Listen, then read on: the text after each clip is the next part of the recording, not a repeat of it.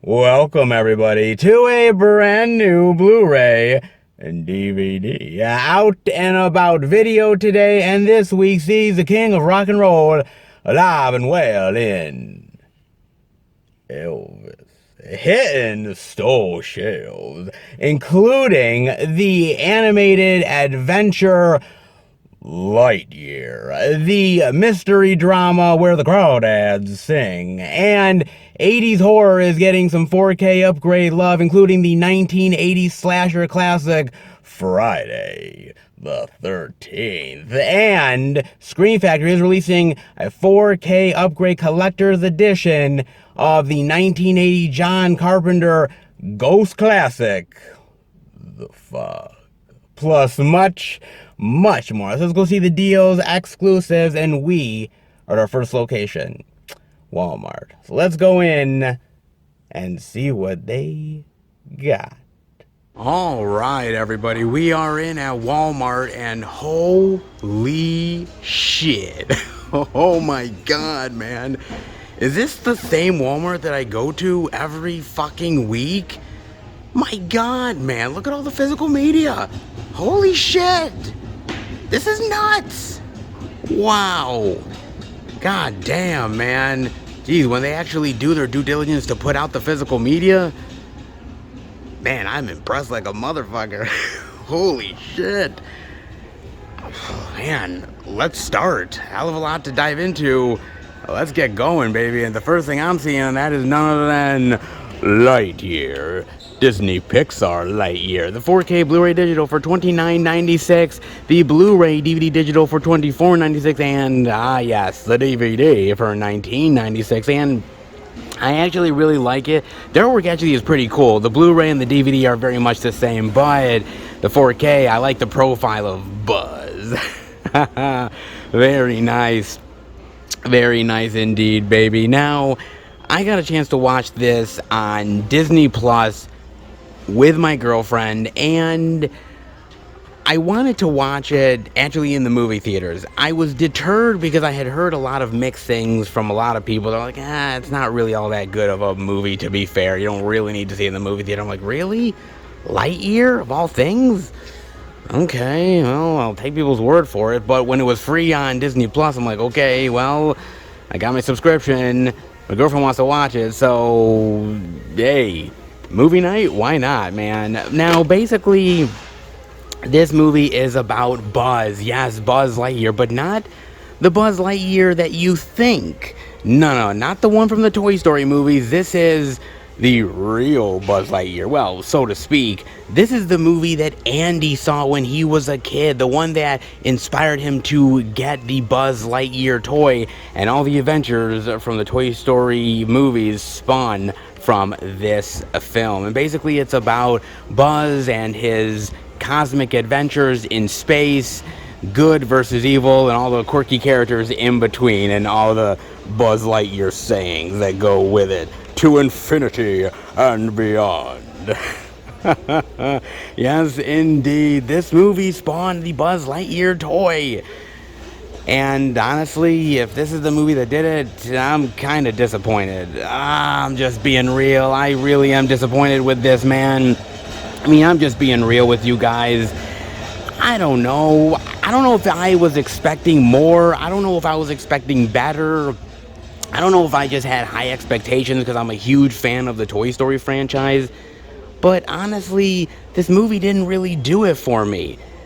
I just really didn't think that this is such a wondrous, magnificent movie that it would make kids all over the world go out and buy Buzz Lightyear toys. I just didn't really see it. It didn't scream Star Wars to me. It didn't scream something that was so fantastical that kids would be like, ooh, mommy, I want the toy, mommy. Like, it just didn't scream it, man. And I thought the movie was very average at best. And honestly, that's a bad thing, dude. It really is, because with a movie that's just kind of so average, it doesn't make it look good that this is supposed to be the movie that Andy watched and really was blown away by. This? I don't know. I mean, it's not a bad movie. And I think a lot of people who are coming out of their ways to say, well, this is a bad flick, this is a bad movie, man, don't watch this. I think that's bullshit. There is some enjoyable moments here, there is some enjoyable characters, there is enjoyable action and set pieces. And honestly, the best thing that comes out of this movie is the robotic cat. Like, literally, I love the cat in here. Socks, he's awesome. Like, when he's trying to think or compute stuff, he's like, meow, meow, meow, meow, meow, meow, meow, meow, meow. Like, spinning his head around. I'm like, whoa, God, when are they going to make that toy? It's like, whoa, that's cool, man. But outside of that, there was nothing that really wowed me necessarily with this movie. And that's the ultimate problem with this flick. Is if you're gonna say this is the movie that Andy grew up with, this is the movie that really spawned the Buzz Lightyear obsession and seeing the Buzz Lightyear toy and everything that came from that, you gotta make it really, really extra special. And it really just flat out disappointed me. And I think that is really just a goddamn shame, man. It truly, honestly is. For something that is supposed to be magical and wonderful and wondrous and really inspire these kids' imaginations to buy these toys, I just didn't see it. And on top of that, look, I like Chris Evans, don't get me wrong. He's freaking wonderful as an actor. I mean, Captain motherfucking America. I mean, come on, dude. All right, he's great. But I just don't like him playing Buzz. I missed Tim Allen. God, I missed Tim Allen, dude. I mean, he's the voice that I grew up with being Buzz, whether it's the Toy Story movies or just, you know, all the other short animated films. He is Buzz to me. And anybody else playing that character just kind of doesn't feel right. I don't know, man. I mean, this movie has moments that are really fun and entertaining, but it's not the movie that I wanted. It's not the movie that I think should have been made. And at the end of the day, I think it was a missed opportunity, all things considered. It's a movie that honestly doesn't really even need to exist. And when you look at it like that, it just feels kind of shortchanged for fans. You've grown up with the Toy Story franchise. You've grown up with these characters. You've always imagined what was the movie, right? What was the movie that really propelled these kids like Andy to want to buy these toys? And with so many years passed by, so many opportunities to tell that story, and now you tell it, you either got to go big, you got to deliver, or you're going to let a lot of people down, kids and adults alike. And honestly, this movie, all things considered, was a giant letdown. It's a movie that honestly you can forget, because honestly, your imagination coming up with a better movie is 100 times more effective than this film could ever possibly be. And those expectations could never be met. And Lightyear doesn't even get close to him. The king has entered the building. Yes, then Elvis. The 4K Blu-ray digital for $29.96. The Blu-ray DVD digital for $24.96. And the DVD for $19.96. And I love it. Love it so much, man. The different artworks.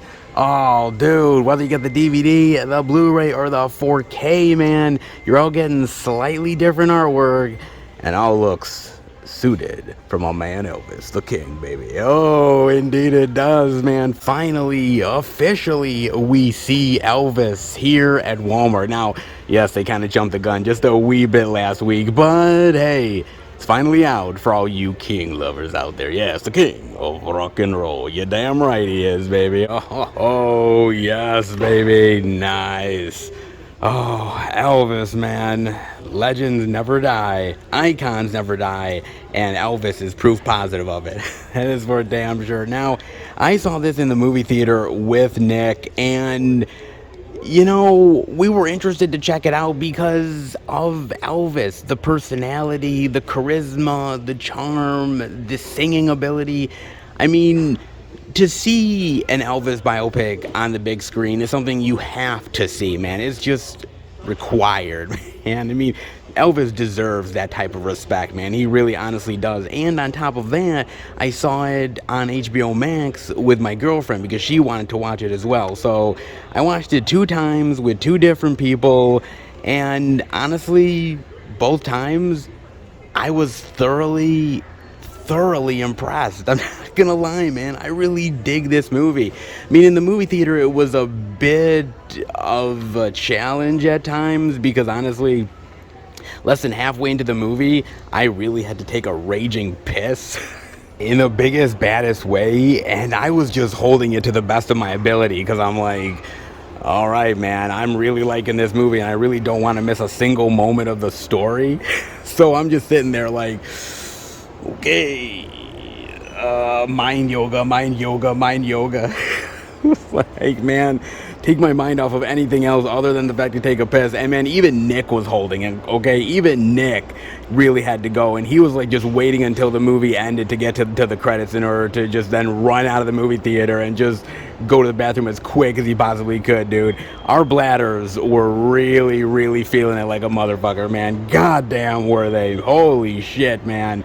And I think that's a testament to the movie, actually, because if you're willing to literally hold your piss for literally like an hour and a half to 2 hours just to continue watching this movie because you're thrilled and excited about what you're seeing, that really means that the movie was worth it. And to me, it thoroughly was. Basically, this is about Elvis. From growing up to becoming the rock and roll sensation that he is, to the downfall and all the complications that happen from there. The successes, the failures, the heartache, the trauma, and dealing with the Colonel. Oh, yes, and I'm not talking about Colonel Sanders, I'm talking about Colonel Parker, folks. All right? I mean, I'm sure Elvis ate a bucket of chicken once or twice in his life, especially towards the end, but I think he had more issues with Parker than Sanders, all right? Just saying, man. Oh, dude, and it's all about the trials and tribulations of Elvis's life, the good and the bad. But that's why it's a biopic. It can't all be sunshine and rainbows, folks. It really honestly can't, man. But I think that's kind of why I like the film as much as I do, man. This thing is a roller coaster. It is a whirlwind for the audience. It is a glitz and glamour trip into the world of Elvis. And it's such a crazy ride that you go on because it's such a crazy ride for Elvis. One minute he's putting out a single, the next minute girls are going crazy, they're screaming for him, they're throwing panties on the stage, he's wearing crazy outfits, he's going to the army, from the army he's going into the movies, from the movies he's back to being all the spectacle and basically doing the Vegas shows, and it's like one crazy event after another because it was such a whirlwind for that character, for that person, for Elvis motherfucking Presley. That's who it was about, man. And if you think about it, in like 2 short years, he went from a complete unknown to a complete phenomenon. And then 2 years after that, he's in the Navy. And 2 years after that, he's doing something else. And he's in the movies. And it's just, it was such an absolute ride. A just crazy barrage of events for this character. That it's all being thrown at him all at once. The merchandise, and the girls, and the fame, and you're just on that crazy trip with him, and no wonder this guy was exhausted as he was. He gave it his all. He gave it his body, his mind, his heart, everything to this because he had a passion for it and he loved it so much. But yet at the end of the day, that passion might have actually been his undoing. And it's so fantastic and unique to watch it all unfold, man. And I thought that they did it brilliantly in this film, truly brilliantly. The performances are absolutely fantastic here. Even Tom Hanks. Now I know what you guys are thinking. Wait a minute. I'm actually praising Tom Hanks in this motherfucker? Okay, look, I know that he's a little over the top with the performance. The accent is a little thick. Even my girlfriend and Nick even commented on that one. Okay, they're like, yeesh, maybe he needed to tone it down just a wee bit. I get it, all right? But I like the fact that we're seeing this through the eyes of Parker, because he is the narrator of this movie. And he's not exactly the most reliable narrator of all time, right? Because Tom Parker cheated Elvis out of money. He manipulated him. He was greedy. He was a bastard. He was a prick, man. And so this guy narrating the story, yes, there's a certain amount of believability to it, but at the same time, how much can you really rely on what he's saying as the complete and utter gospel? And that's what I like about it. And the idea that he paints Elvis as this godly, mythical figure, which in some ways now we kind of do put that on him, that legendary status. He absolutely deserves it, but Parker frames it in an interesting way. And I love how they go about telling that story, and how he is the conscience in some ways of Elvis. The idea that everyone else abandons him, but Parker doesn't. But the only reason why Parker doesn't is because Elvis is his meal ticket. That's the reason why he doesn't abandon him. But Parker frames it in the fact of, well, look, I'm part of your family. I'm like a papa to you. I'm somebody that has been there from the very beginning, and I've stuck by your side through thick and thin. And Elvis trusts him implicitly. And, you know, you can kind of look at it this way. Would Elvis have been successful without Colonel Tom Parker? And we'll never really ever know that answer, will we? I mean, all signs point to yes, he would have been, but at the same time, some of the things that Elvis is iconic for, Colonel Tom Parker was the reason for it. So how much credit do you give Colonel Tom Parker? How much credit do you give Elvis? Despite some of Elvis's shortcomings, Colonel Tom Parker definitely made him this mythical legend, this mythical status of a rock star that in some ways has never been matched in a lot of ways. At the same time, if it wasn't for Elvis sometimes breaking away from that, we wouldn't get things like the 68 special. So a give and take, I suppose, man. But there's so much to really blame for Elvis's downfall. It's not just the Colonel. Yes, the Colonel is a huge part of it, but there's more to it than that. If you look at somebody like his father, who was his business confidant and screwed him over at every single turn. The Memphis Mafia, who was basically draining him dry of money like a motherfucker, man. Even Elvis himself is not completely innocent in this. I mean, he had such a lavish lifestyle and was buying things ad nauseum that in some ways he couldn't even keep up, especially of how much he was spending and the fact that the cash wasn't coming in fast enough. The obsession with the young girls. I mean, a lot of things were being thrown at him if you really think about it. I mean, it's the honest to God truth. And to a certain extent, those are the things that made him who he was, that made him Elvis. But at the end of the day, those were also things that contributed to his downfall.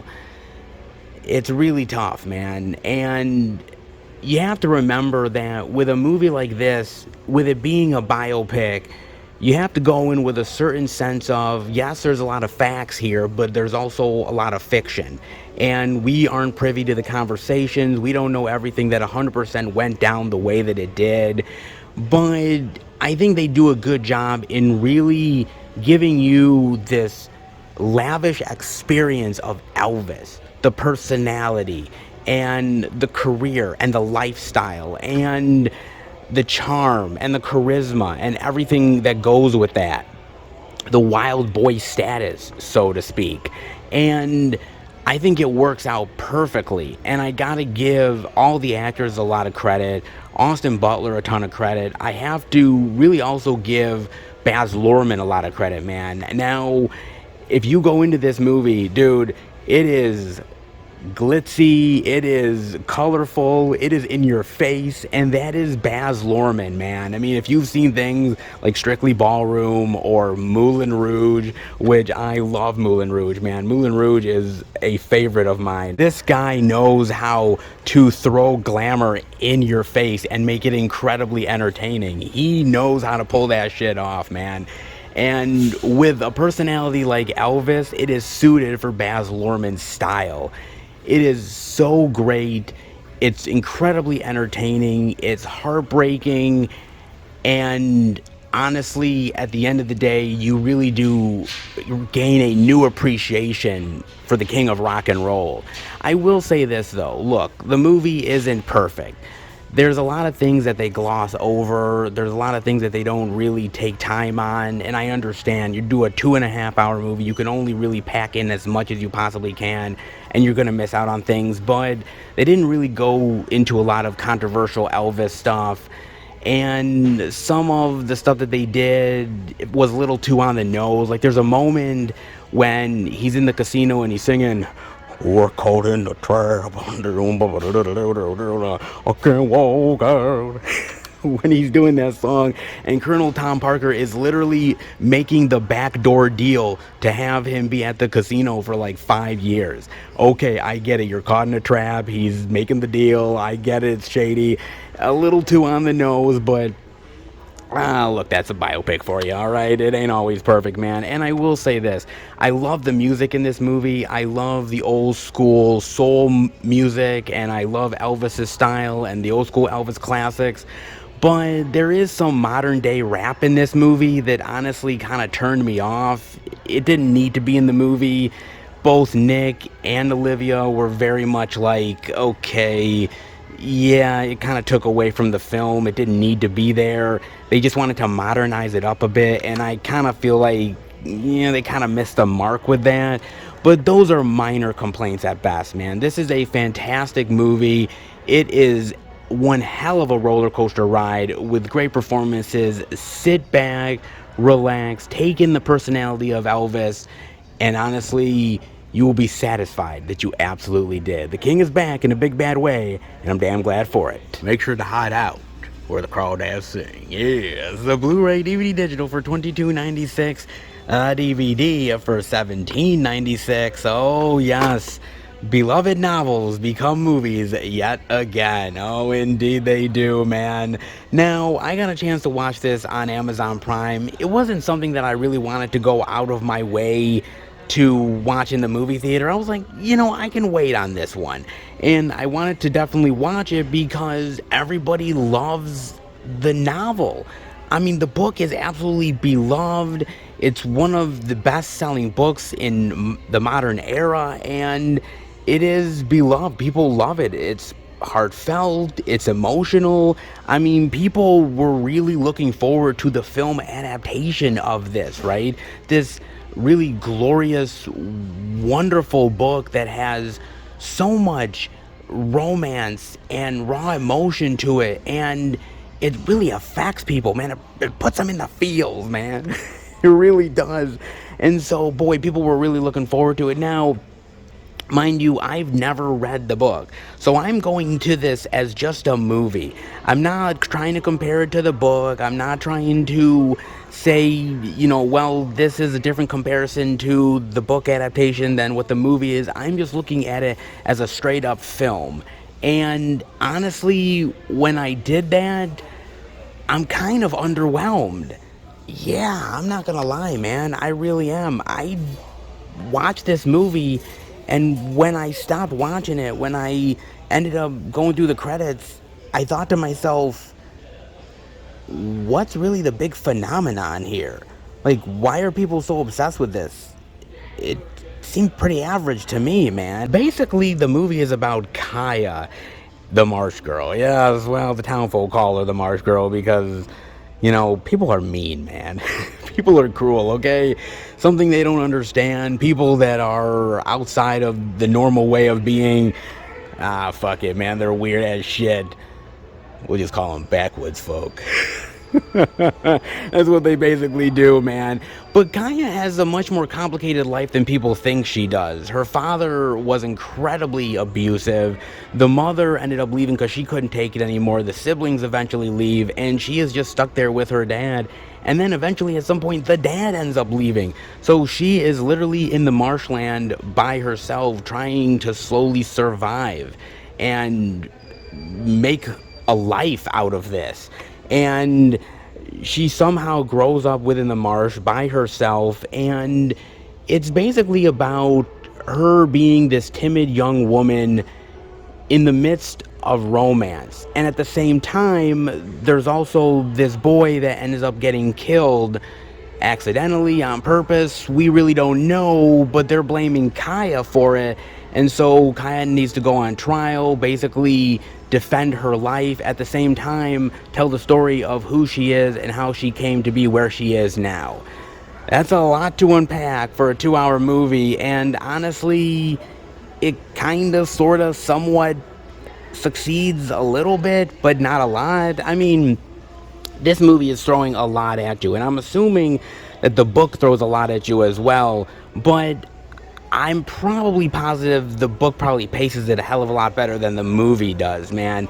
This is an instance where I really wish that they would have made this a mini-series instead of a movie, because there's so much story here, there's so much dilemmas to deal with and to talk about and to dive into, that to do it within a 2-hour film, they try to pack so much in there. Well, the romance love story stuff, the issues with her family and the abusive father, the courtroom trial, and at a certain point, none of them ever feels like it's done satisfactory.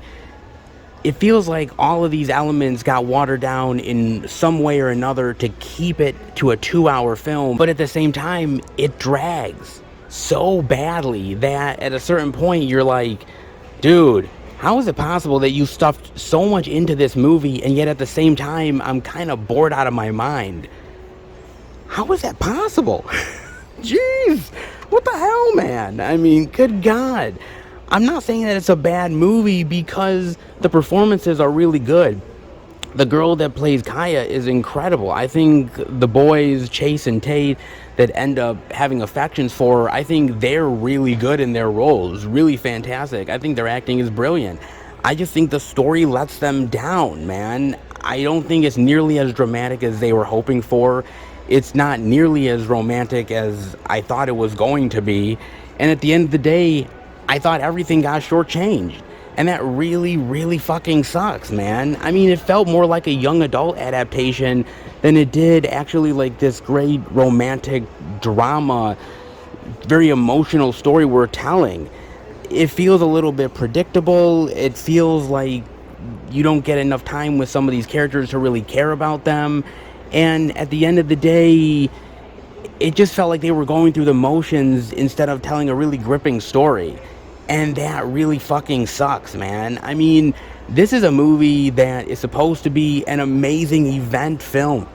This emotional roller coaster based on this book that really is a phenomenon. And the movie is a complete letdown because it doesn't really feel satisfying with any of the stories. And that's just a goddamn shame, dude. I mean, look, no movie is perfect. They all have their shortcomings one way or another. But this movie, man, it was supposed to hit you in the feels. It was supposed to be the next great one. Like The Notebook or some shit like that, right? But honestly, this doesn't even come close to The Notebook. It just comes close to a young adult adaptation, something like 6 Feet Apart. I mean, which isn't a bad movie, but it's just average.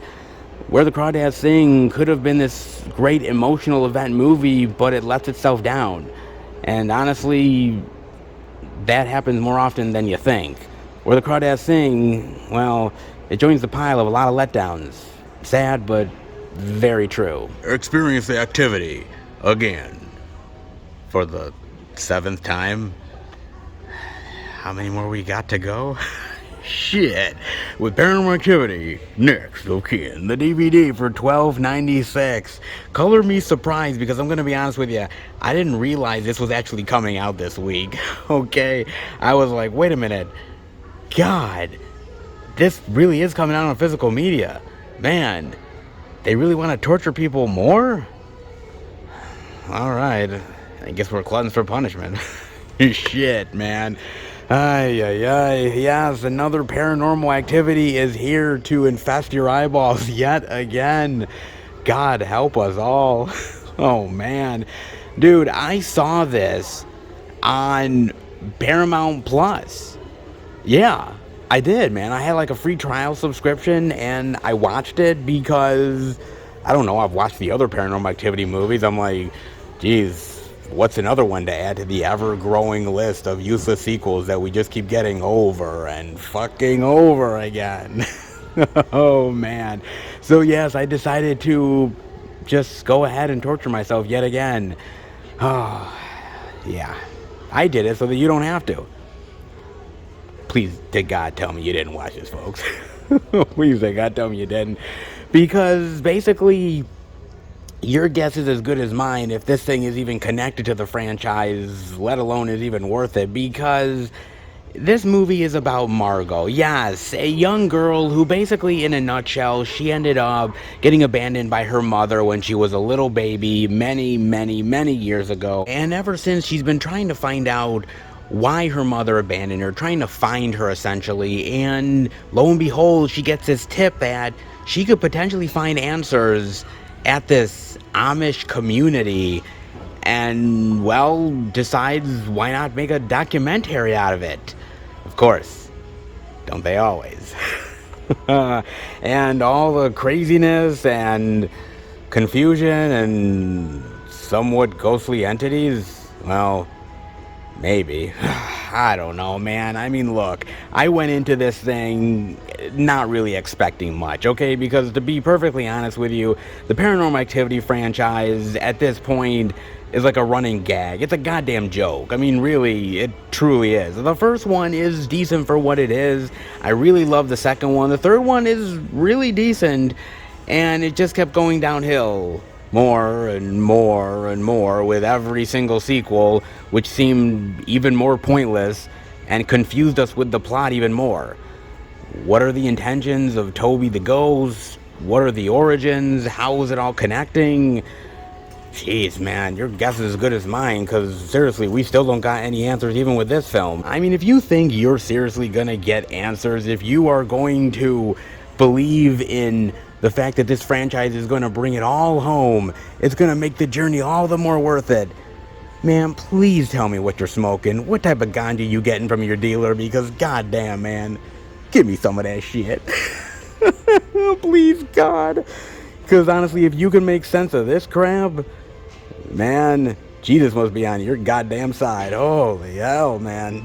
You know, look, it's not actually a bad film, all things considered. Like, I thought this was going to be a complete and utter dumpster fire. Because let's be real, some of the other Paranormal Activity movies are flat out shit, right? They are really dung. They are crap to the nth degree, man. They are pretty fucking terrible. And so here I am walking into this film thinking, okay, this is going to be really bad, man.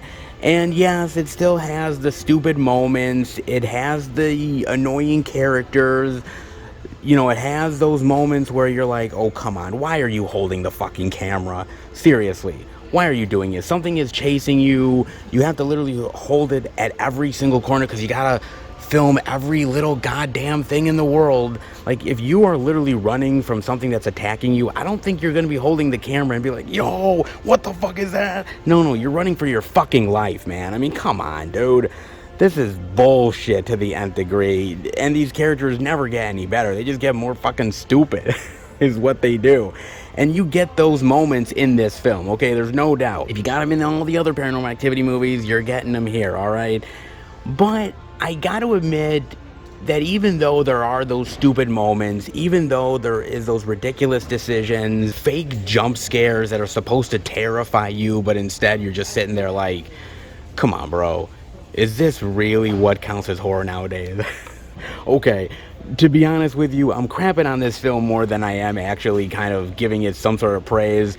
But I will say this, I did like some of the characters overall. I really did, man. Some of them were actually kind of relatable. I liked the chick Margot. I liked her story of being abandoned and trying to find out the answers with her mother. I thought she was a sympathetic hero. I liked her journey. I thought she wasn't annoying, which honestly for this franchise is a plus. Alright, I really do, man. And some of the Amish stuff I actually thought was kind of creepy and atmospheric and effective. It wasn't bad at times. But the problem is, it has to be a Paranormal Activity movie. It has to bring in all the bullshit, and it definitely does, man. And I think that's the ultimate problem with this film, is that it's trying to do something interesting with this Amish community and the foreboding of that, and this girl looking for answers about her mother, and people sort of giving her the go around and finding certain weird things, like she finds this hole in the ground that goes down to this fucking cave where they're sacrificing goats and these other animals to something down there, some sort of monstrous creature. And it's all kind of cool and interesting, but at the end of the day, it still needs to be a Paranormal Activity movie, right? You still need to have all the cell phone stuff. You still need to film all the scenes. You have to have the dumb characters, because honestly, what would a Paranormal Activity be if you didn't have some stupid motherfucker running around filming this shit? Alright? And so I wish this wasn't connected to the Paranormal Activity franchise. I wish it would have been just this creepy monster movie with these weird Amish folk. I think if it was that, I think it would have actually been pretty cool, man. I think it actually would have been an entertaining horror flick with some cool vibes to it. But yeah, we didn't get that, man. We just got another normal, run-of-the-mill, bullshit Paranormal Activity flick. And it's kind of confusing, because is this connected to the other ones? Because there's this entity called Asmodeus, and apparently it has to go into a female host, because the female host can control it, and if it isn't in a female host, then it runs amok and will bring terror and horror to our world. I've seen some theories that it is part of the other movies, that it's actually the ghost Toby, but that's its actual name is Asmodeus, and that it connects to the Katie character from the earlier Paranormal Activity films. But if that's the case, and it's supposed to be in a female host, then what about the other films where it's trying to get into, like, guys' bodies and, like, little kids? What about that shit? I have no idea, dude. My God, man. This franchise is so fucking disconnected to one another. It's so fucking complicated and convoluted. I don't know what film goes with what. I don't know what connections happen with other things. I don't know who's who anymore. And what the fuck ever happened to the time travel shit? Like, dude, can somebody explain this shit to me? Because, man, I am really, really confused. Man, it feels like I have Alzheimer's watching this shit. It really does, man. Man, with watching the Paranormal Activity flicks, I feel like I got dementia like a motherfucker. Damn, man. Jeez. One movie just runs into the next. I mean, there are moments where it is kind of cool, like the design of the monsterish looking creature. It kind of looks like a fucked up version of Gollum, like a crack whore version of Gollum, actually. I'm like, damn, dude. Is that what crack does to you? Fuck. Oh, shit, man. And this should be a PSA for not using drugs. Son of a bitch, man. I mean, it's got some interesting moments to it. It's got some creepy atmosphere at times, but it's the same old bullshit that you've seen over and fucking over again. And at the same time, trying to connect to the other films in the franchise, but not doing it really successfully, making it even more confusing, and it just doesn't make a lick of sense. The series doesn't. The characters are okay, but moreover than not, you're just waiting for people to get killed. in really lame and uninteresting ways. You barely see any of the kills at all. And it's the same thing that you see with all the other Paranormal Activity films, right? Because something interesting and cool happens and they gotta like run away, or, oh, shaky cam, oh my god, whoa, we gotta get out of here, holy shit.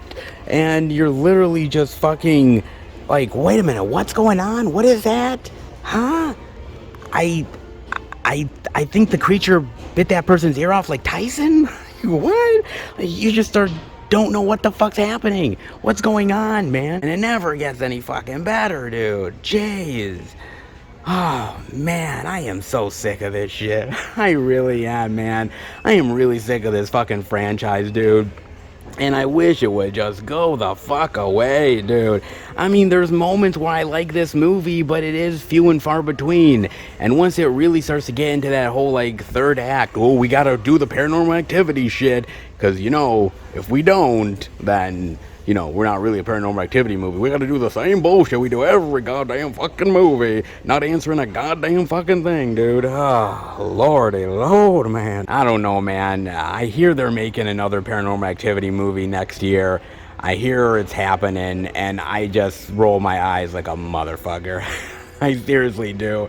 I don't know if I got time for this bullshit anymore, man. I mean, I love horror. I'm a huge horror fan. I love the horror franchises, but at a certain point, dude, I'm out, man. I've watched every fucking Paranormal Activity. Some of them in the movie theater, and some of them, dude, I just had to wait until I could literally fast forward this shit as much as possible. Oh, man, and this is yet another one of them. Hey, if you love the Paranormal Activity movies, this shit will be your jam. Can't say you'll quite understand it. Can't say you'll know what the fuck is going on, but it's another one in a long line of disappointments. Well, with a disappointing franchise like this, what did you really expect, dude? Honestly, go in with checked expectations, the lowest of low expectations, because if you're thinking you're gonna see the next best great horror sequel of all time, honestly, yeah, go to rehab, because you really need help. To forgive is divine in The Forgiven, yes, with Ray Fiennes and Jessica Chastain, the DVD for $12.96. Everything must be faced, you damn right. Justice must be served. Oh, yeah. I got a chance to watch this on Amazon Prime, and I did it basically because of the actors. I mean, come on, man. Some phenomenal people in here, along with Matt Smith, Caleb Landry Jones, which I'm a huge fan of Caleb Landry Jones. I think that guy has talent for days on end. Absolutely phenomenal. Really great young actor out there. Love what he does. So I'm like, man, with caliber actors like this, dude, it's gotta be good, right? And indeed, it ain't half bad, man. I mean, basically, it's about this couple, and they're involved in this accident. They try to cover it up, and it just goes horribly, horribly wrong, man. And now they're trying to fend for themselves, and it's the culture clash between Americans and Morocco, and their laws versus our laws, and different traditions, and how do you defend yourself. It's a very, very powerful movie, man. Something that I really, really loved. I thought the acting was brilliant. I thought the story was well told. I thought everybody did a phenomenal job here. It is almost 2 hours long, so it does feel its length at times. There's times when it could have been cut down a wee bit, but that being said, it really reminded me of movies like Red Corner that I really love, Broke Down Palace with Claire Danes, which I think is absolutely phenomenal. So it does have a lot of those vibes of the culture clash, of different laws and things that you do overseas that you think are common mistakes or misconceptions, and things that you didn't think were issues suddenly become gigantic issues for you, and now your life is on the line because of it. really dramatic, really powerful, absolutely phenomenal. The Forgiven is really good. It's not for everybody, to be fair. It's not the most popular thing this week, that's for damn sure. But that being said, it's really well done, really great acting, and it's a movie that I think if you like these type of flicks, I think you'll definitely want to check it out. No Mercy in Cobra Kai Season 4, baby. The DVD for 1996, yes! Oh, more Cobra Kai love, yeah. Oh, it can't be beat, maybe. In fact, it might be the best love of all time. Oh, for me, it just might be, dude. I love Cobra motherfucking Kai, man. God damn, do I love this series. Holy shit, man. This has been one hell of a surprise show for me. It truly has. And every season, just when I think it can't get any better, it does. How great is this? This is absolutely awesome, man. This show just keeps really surprising me from beginning to end, and I love it. And season 4 is no exception. I love the characters, I love the rivalry, I love the arcs, I love the action, the dojo goodness. I love it all, man. And let me tell you something, dude. Terry motherfucking Silver, man.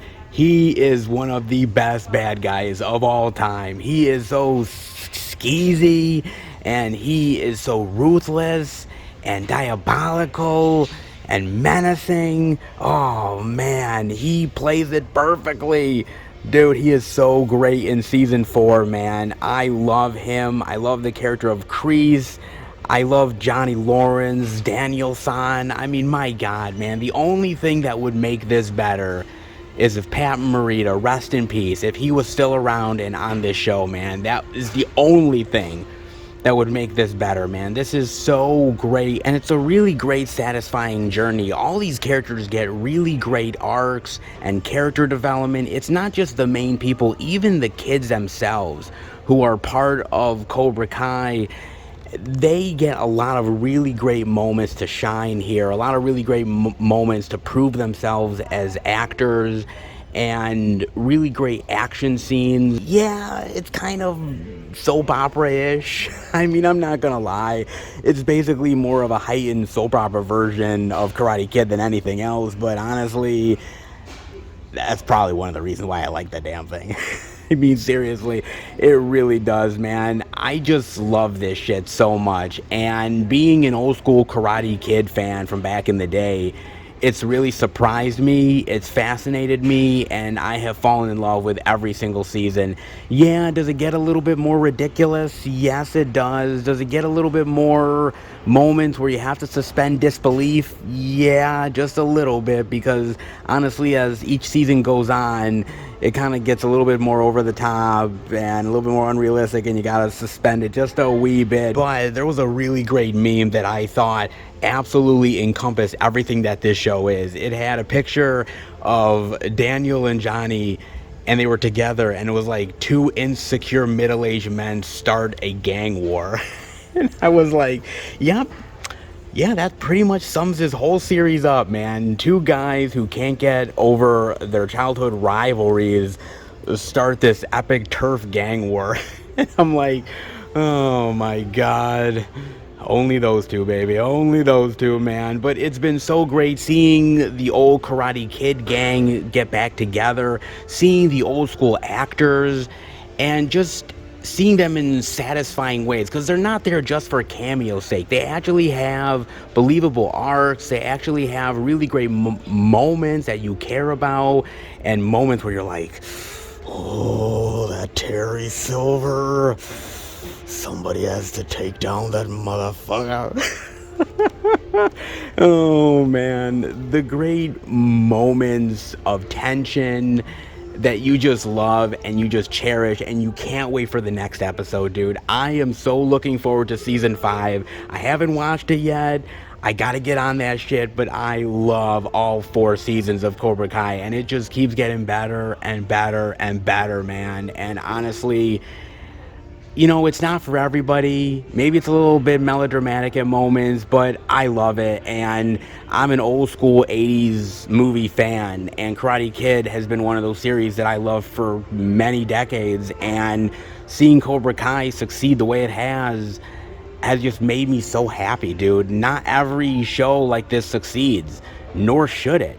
But Cobra Kai is an exception to the rule, and I'm so damn glad for it, man. It's so fucking good. It really honestly is. If you've never dived into Cobra Kai, well, first, watch the Karate Kid stuff, okay? Because it's very important. 1, 2, and 3, even if it's kind of ridiculous and cheesy. Come on. My boy Terry Silver's in it. Come on, bro. You gotta watch that shit, dude. But watch those first, and then dive into Cobra Kai, because trust me, you will not, and I'm seriously will not regret it, dude. I'm not a bad guy, but honestly, if Cobra Kai was around, shit, I'd join. You're damn right I would, dude. Well, look what we've got here. Geez, a week late, but at least we got the shit. The Minions love, the DVD, the Blu-ray, the 4K goodness. Not bad, man. I mean, mind you, wasn't there supposed to be some sort of Walmart exclusive? I don't know, like a Funko Pop keychain or something? I mean, your guess is as good as mine. All I know is they don't got the shit. Then again, are you really all that surprised? Just saying, man. I mean, it's just kind of weird that they have it a week late, but then they put out Elvis a week early. Man, if I could only figure out this Walmart. Seriously, man. Oh my god. But hey, give them credit for this week, because damn, man, physical media love is plentiful as a motherfucker. It really is. But there's stuff in the front. But what about the sides? Because you never, and I mean ever, ignore the sides. Oh, indeed you don't, because physical media love is anywhere and everywhere. You just gotta go looking for it, and we got a little bit of indie goodness to, well, I guess we have to check it out, right? I suppose we do. Let's dive in with Sniper the White Raven for $12.96. Ooh, what is this? Ooh, I like that. Based on a true story. Looks gritty. Yeah. War is hell. Oh, indeed it is. Ooh, looks intense. What is this? After suffering a senseless tragedy at the hands of invading soldiers in the Donbas region in 2014, a former Ukrainian physics teacher renounces his peaceful way of life and seeks revenge. Yes, revenga. Of course he does. Upon joining the military and earning a coveted spot as a sniper, he sets his sights on an elite Russian sniper whose elimination could change the tide of the conflict. Oh, indeed it can, man. Nice. That actually sounds really good. I'm not gonna lie, dude. Sounds pretty great. And I'm pretty positive it's that Sniper the White Raven. I'm pretty positive this is not part of the Sniper franchise, okay? I'm just taking a wild guess on that one, guys, alright? Yeah, I don't think this is part of that. So if you're expecting another entry into the Sniper franchise, you are going to be sadly disappointed. You really are, man. But it does look kind of cool, man. It looks intense. It looks thrilling, edge of your seat. Not sure how good it is, but I'd be willing to give this a shot. But you kind of realize that it's aping off of current events. You know, Ukraine, Russia, the conflict, the war. I mean, what a way to try to take advantage of current events, you know what I'm saying? But it might be to their advantage because it's very topical right now, so why not do it, man? And based on a true story, that sounds kind of intriguing, interesting to me. Not every sort of straight to DVD war flick I'd be interested in, not always, but you know, the Ukrainian-Russian conflict war, I think in years to come, we're going to see some really interesting movies on that, and kind of weird that this is the first of maybe many of them. Kind of interesting to see that, man, but it's definitely a piece of war movie history that we'll see over the years, and why not dive into it now? A little sniper love definitely can't be beat. Highway to the danger zone. Down, down, down, gunner. A danger zone. Yeah, trying to ape off Top Gun. You cheesy motherfucker. Top Gunner, a danger zone battlefield in the skies. Oh man, what the fuck is this? Jesus hell, man. Oh my God. Get it? Top Gunner? Danger Zone? My God, if that doesn't scream Top Gun ripoff, I don't know what does, man. Oh, good God. Oh, yeah, no shit. It's from the Asylum. Yeah. No wonder. Oh my God. Screwing people over one shitty movie at a time. Well, try again, I suppose. At least it's their continuing motto. And somehow people keep on buying their shit. Oh, they do. I mean, it does have Michael Paré in it, so it can't be all that bad, right? Right? Probably not. Ah, shit. What is this thing about? An airliner filled with 800 passengers is forced to fly fast and low above farmland, suburbs, and skyscraper-packed cities, or the tons of explosives aboard will detonate. Oh, shit.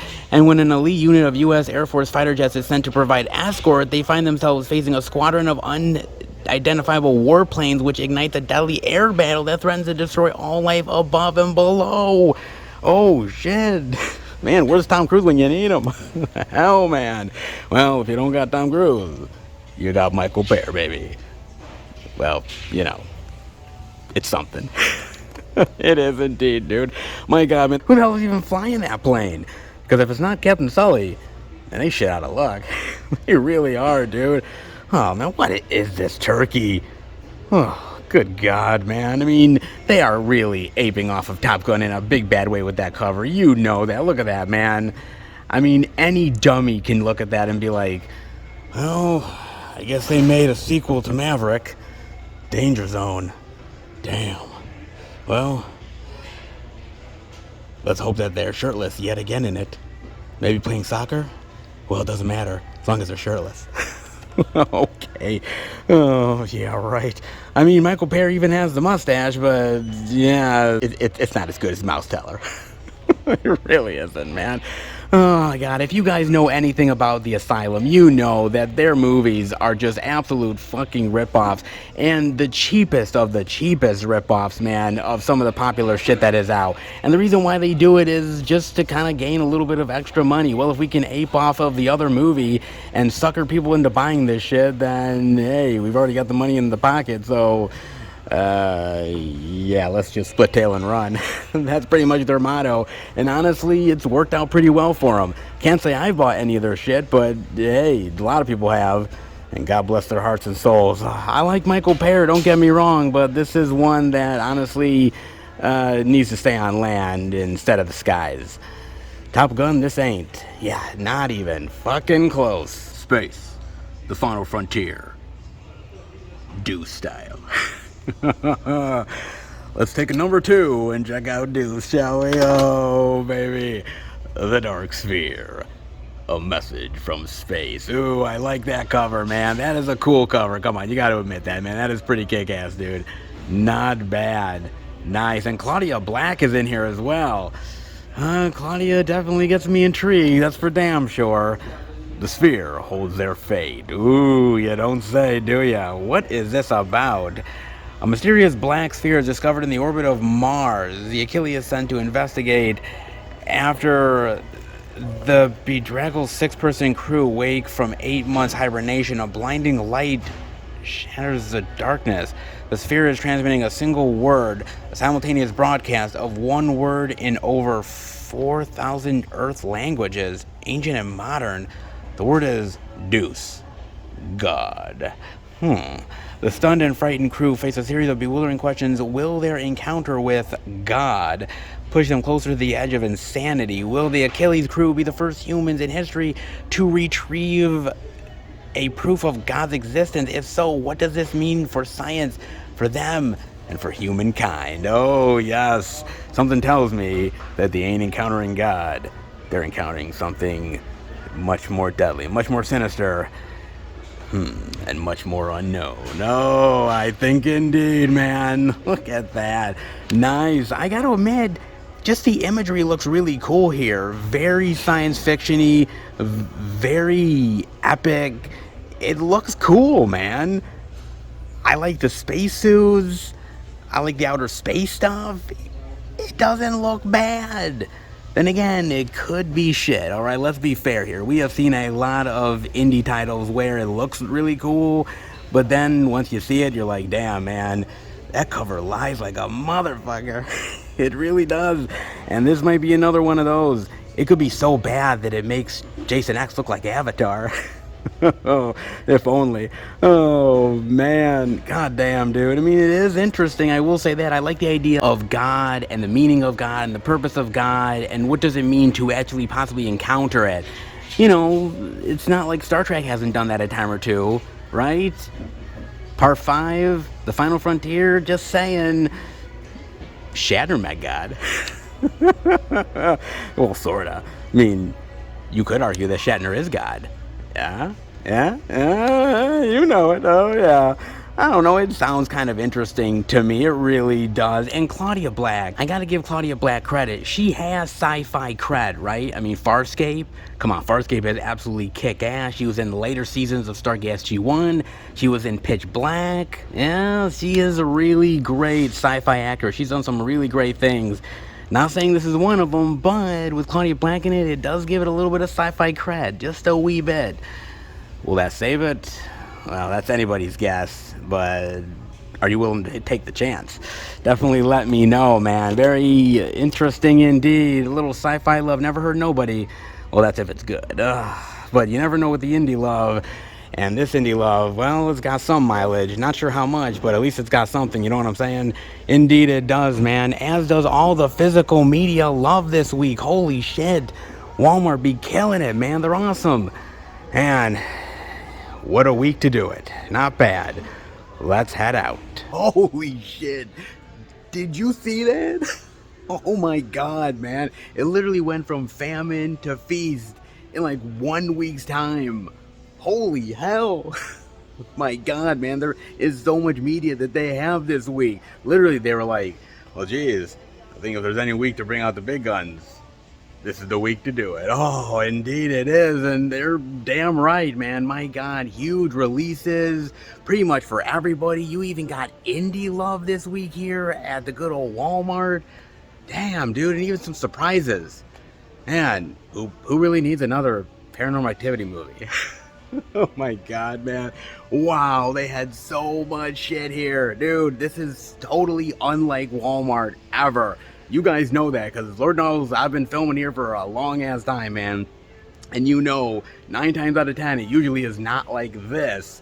So, color me crazily surprised, man. I really am, dude. I doubt it's gonna be like that next week. Seriously, don't expect it every week, man, because you'd be fucking fooling yourself if you thought that was gonna happen, man. But hey, a week of really great physical media love, shit, I'll take it, and I know you will as well, man. Wow, some really great media, a ton of movies to check out and talk about. Makes me a very happy boy, and I know it does for you as well. Oh, truly, wow, man, who'da thunk, man. But I'm happy. I love the physical media love, but hey, there is more media to check out at more stores, so, well, we've had it good here. Let's hope it's good everywhere else. All right, everybody, we are at our second location, Target. But before I go in, I gotta talk to you guys about something. So, Netflix is shelling out the cash, baby, in a big bad way. Oh, I'm not talking about making movies. I'm talking about actually giving money to the people that actually deserve it. You know, ones that they've screwed over. Yeah. Finally, people are coming for their money. Oh, indeed they are. From The Wrap, Netflix must pay $42 million to writers in unpaid residuals after Bird Box arbitration ruling. They gotta be shelling out that cash now, aren't they? Let's dive in, shall we? The Writers Guild of America has secured $42 million in unpaid writer residuals from Netflix after an arbitration ruling was handed down in the Guild's favor regarding the Sandra Bullock horror film Bird Box. Netflix argued the WGA should accept a substandard formula the company negotiated with DJ and SAG-AFTRA. After hearing, however, an arbitrator determined differently, that the license fee should have been greater than the gross budget of the film. As a result, the arbitrator ordered Netflix to pay Bird Box screenwriter Eric Heiser $850,000 in residuals, along with $350,000 in interest, for a total of $1.2 million. Boy, He's going to have a big-ass bank account, isn't he? Indeed he is. Because the arbitrator ruled that writers on original Netflix productions should be paid on the same level as the licensing fees the streamer pays for third-party titles, the decision is also being applied to 139 other original Netflix films, meaning that 216 writers for those films will receive $42 million in unpaid residuals, with Netflix still pursuing an additional $13.5 million in interest payments. Oh my God, man. It's like paying child support. Shit. Woo! In total, the affected writers will receive $64 million in residuals, which the Guild says is $20 million more than what they would have received had they agreed to be compensated under the pattern formula negotiated by SAG-AFTRA and the Writers Guild. As an example, W.J. West pointed to the Dwayne Johnson, Ryan Reynolds, Gal Gadot action film Red Notice, for which Netflix will now pay writer residuals of $2.78 million thanks to the arbitration victory instead of the $846,000 that would have been owed under the pattern formula. In the Bird Box arbitration, Netflix attempted to employ the decades-old strategy of reaching substandard agreements with other unions, then trying to force the pattern onto writers.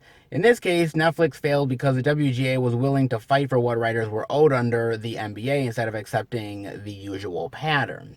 Residuals for streaming productions are expected to be the core sticking point between studios and all labor organizations during next year's contract negotiations, but especially with the Writers Guild, which is demanding significant increases in streaming compensation after giving up much of its demands in that area to end the 2007 writer strike.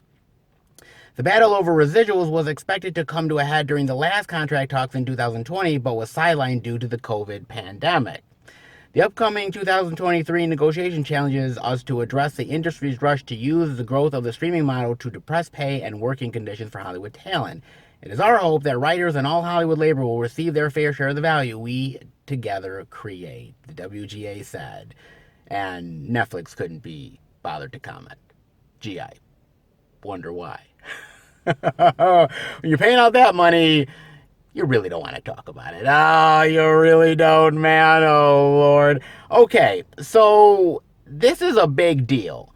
If you remember back in 2007, 2008, they had a writer's strike that went on, and it had affected a lot of TV shows and movies, and there was definitely a sort of long moment, a pause, so to speak, where they had written up to a certain point, but they can't do anything more, and a lot of entertainment just sort of languished for a little bit. And now, next year, if none of this is actually negotiated in a great way for the talent, the writers, the labor, you name it, then guess what? We might have this same thing happen like we did all the way back in 2007 and 2008, man. It really is the truth, dude. I mean, this is a big fucking deal. And this is a huge part of it, man. Because, look, you have to understand, with streaming platforms nowadays, and I don't care if we're talking about Netflix, I don't care if we're talking about Disney Plus, or Warner Brothers, Discovery, or whether we're talking about Paramount Plus, or Peacock, you name it, Amazon Prime, whatever. The idea that a lot of these streamers nowadays are making original content for the platform, but how do you exactly negotiate the prices necessarily of what everything is worth and what the writer's time and effort and the labor is worth for all this Hollywood talent that these streamers are employing? Because you're not going to a movie theater, so you technically can't exactly compare it to box office numbers. And if you've noticed over the years recently that a lot of these streamers don't exactly put out exact numbers of how their movies or TV shows are doing. They put out a little bit of information here, a little bit of information there, but they don't actually put out the full picture. So you never know exactly how something is really doing, whether it's that successful or whether it didn't really hit the way they wanted to. They're keeping a lot of these numbers hidden and secret from the public because they don't really want to show their hand too much. when you have a movie in a movie theater, you know what the box office is. A weekend gross, you know how much it's made, you know how much it costs, you know how much it has to make to break even, et cetera, et cetera. You know all of those details, but with streaming, they've held a lot of that back secretly. And now, because streaming is so popular, because it is growing in popularity and people are using streaming platforms much more than they did even a few years ago, now Hollywood talent feels like we need to get paid for our efforts. We can't be sidelined with these standard issue, same old deals that we've been getting for decades and decades. Because what used to be good for the average Hollywood working talent is not the same as it was even 10 years ago, or hell, I hate to say it, even 5 years ago. It's just not the same, man. I mean, look, at the end of the day, it is tough to gauge the time and effort of what you're doing as far as talent is concerned. If you are a writer and you are on a project for a certain amount of time, putting your blood, sweat, and tears into this script, really doing the research and trying to really make a great story out of this pitch meeting that you've had with the studio, and let's say that it gets cut off. They don't make it. Or they do make it, but they take you off of the project, and then suddenly they're like, well, we're going to put a new writer in, but they make some of the same elements into your script that they did in theirs. And then suddenly there's, well, how much exactly does that cost? Because it's a streaming platform, so how many eyes are going to be on it versus had it been just in a movie theater? And there's a lot of ins and outs. There's a lot of negotiating terms and a lot of unions involved, and how everybody gets paid is different. If the project gets completed and your name is on it, but how much effort did you put in versus the other person, there's a lot of complications to this whole thing, man. And at the end of the day, I think the negotiations are going to be worth it for the talent involved. Whether we're talking about producers, writers, people who are literally making the film themselves, whether we're talking about the sound department, grips, the people who do the lighting, costumers, you name it. A lot of these people, unfortunately, they don't get the same sort of appreciation that the people in front of the camera do. The back of the camera, unfortunately, gets a lot of short shrift, put it this way. They honestly do, man. And in some ways, it's become quite evident that with streaming getting more popular, there is that moment when you ask yourself, what is someone's time and effort worth it versus what's going to be seen on a streaming platform? And now, with everything going into algorithm hell, you go on Netflix, you go on Disney Plus, you go on Paramount Plus, Amazon Prime, and a lot of these things, a lot of these properties, TV shows, movies, man, unless you watch it for the first couple of weeks, the popularity is really there. Man, it sinks like a stone in some of these platforms, man. You have no idea. Literally, talking to my buddy Van, and he talks to me about things that he's found on Netflix, and I'm thinking, dude, where did you find this?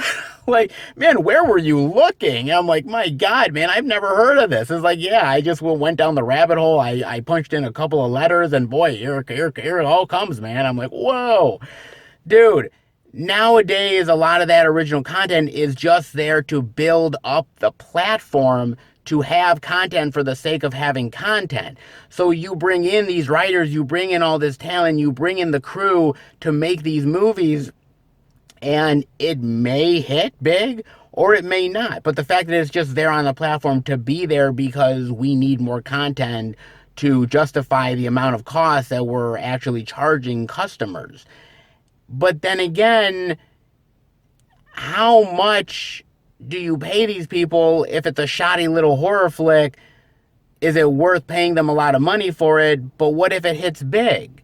If it hits big, then suddenly those people's time were far more worth it than what you gave them. And what if you pay for something huge and big and it fails spectacularly? You overpaid like a motherfucker. There is no rhyme or reason to this.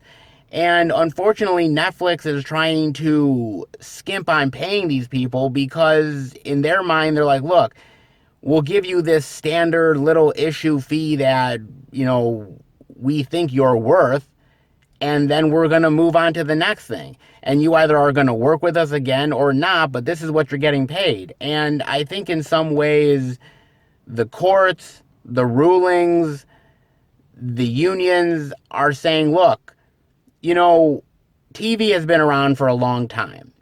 Movies, theaters, they've been around for a long time. But now we're entering into a new realm of production, a new realm of entertainment, streaming. And we never really understood how we should be compensated or the revenue behind it all because it's so new that we're still figuring it out as we go along. And I think it's about high time that a lot of these streamers are making bank, dude. Netflix is making bank. Disney is making bank. Amazon is making bank. Don't think for a single second that they are not making bank, because they absolutely are. And with them making all this money and putting so much cash and ducats into their streaming platforms, a lot of these artists who make the content deserve to be paid in a proper way for their time and effort making the material that's going to be seen by you. And a lot of these streamers unfortunately don't really think that, but it's high time that they did. And it's high time that these unions and these negotiators get what they absolutely deserve. I don't know if it's going to happen or not, but next year, by the way, guys, if you see a languish in media, in entertainment, if you see the fact that nothing's being made and things are stalling, you now know why. It's because of the streaming platforms, and it's because of this major negotiation that is going to happen next year, which is going to determine how the Hollywood talent gets paid going ahead in the future. And the idea that this technically was supposed to happen in 2020, but because of the pandemic, because of the whirlwind of COVID, they stalled all of this stuff. And we'll wait until 2 or 3 years so we can get over this pandemic, and then we'll negotiate. But what they didn't realize, guys, crazy enough, what they didn't realize was the fact that in that time frame, streaming platforms got even bigger and even more popular. So this is very interesting to see who has the upper hand going into the negotiating table. Nobody really knows. I'm going to tell you something. The streaming wars have just begun, and the talent is the ones that are getting screwed over. But it's a high time that they get their due, and they definitely will. Let me know what you think about that, guys. But I do think that the effort definitely should be rewarded. Just saying, man. But definitely let me know what you think. But in the meantime, well, damn, man, Walmart had a shitload of media. Man, they really did. That was really fucking awesome. But what about Target? Oh, they're usually pretty solid. Let's hope they are this time. Let's go in. Check it out. All right, everybody, we are in at Target and the new release love. Look at this. Target didn't disappoint yet again, man. Oh, me likey. Oh, me likey indeed. Let's get down to it. Let's take care of business. Elvis style, baby, yeah. In Elvis, the 4K Blu-ray digital for $29.99, the Blu-ray DVD digital for $24.99, and the ever-reliable DVD for $19.99. Oh, yes. My man Elvis, the king, is back in a big bad way. And I so love it, man. Oh, indeed I do. And this movie, man, this movie is a spectacle. It's an extravaganza. And it really is only because Elvis himself, Elvis the personality, is larger than life. And this movie reflects that, man. And yet at the same time, it's not a parody style movie, right? It's not so over the top that it becomes absolutely ridiculous. You need somebody, an actor that can really portray Elvis dramatically and sympathetically, somebody that you can relate to yet really feel that he embodies the character of Elvis, because you don't want to make something that is a parody of itself. This is not the walk hard, Dewey Cox story. Okay, this isn't. It's not meant to be. It's not supposed to be, all right? And you need an actor that is so good at the craft of playing Elvis that he just inhabits the role perfectly. You believe it. And that's where Austin Butler comes in. Man, this guy, dude, he owns this role. He owns the movie. You leave this movie theater watching this film, or you leave your couch after you stop playing the movie, the credits roll, and you are literally like, dude, Austin Butler leaves an impression on you. His performance of Elvis leaves an absolute undeniable impression on you because he's just that damn good, man. He honestly is. And I know that it's honestly too early and most likely he won't get it, but man, he deserves an Oscar nomination for this role, man. He was just that damn solid here. But then again, he's not the only person to ever play Elvis because he is basically establishing a role that has been played with a long line of actors in front of him, and some quite notably, like Jonathan Rhys Meyers in the Elvis miniseries back in 2005. That was actually a pretty good one. Actually, I believe Randy Quaid played Colonel Tom Parker in that one. Actually, he was pretty good in that. I actually liked him a lot in that one. Also, if you remember, Robert Patrick played a version of Elvis in Lonely Street back in 2008. He played a character called Mr. Aaron, which, if you know, Aaron happens to be Elvis Presley's middle name. It was honestly pretty good. I thought it wasn't half bad. Of course, you also have Michael Shannon in Elvis and Nixon, and oh man, he did a really great job, man. As quirky as Michael Shannon is, man, that was a really great performance. He actually did a really solid job in that, man. But come on, there is so much more wonderful Elvis performance goodness out there, like Heartbreak Hotel. Yes. Have you ever seen that movie? God, if you guys have not, you have to watch that. David Keith playing Elvis. Okay, dude doesn't look anything like Elvis whatsoever, man. They don't even pretend to make him look even close to the dude, all right? But I just love the story because he gets kidnapped by this guy, and at the end, they sort of become really great buddies and pals, and he's jamming with him on stage because, yeah, that's definitely a thing. You know, rocking out with your kidnapper on stage in front of the public. Is really great, man. Actually directed by Chris Columbus.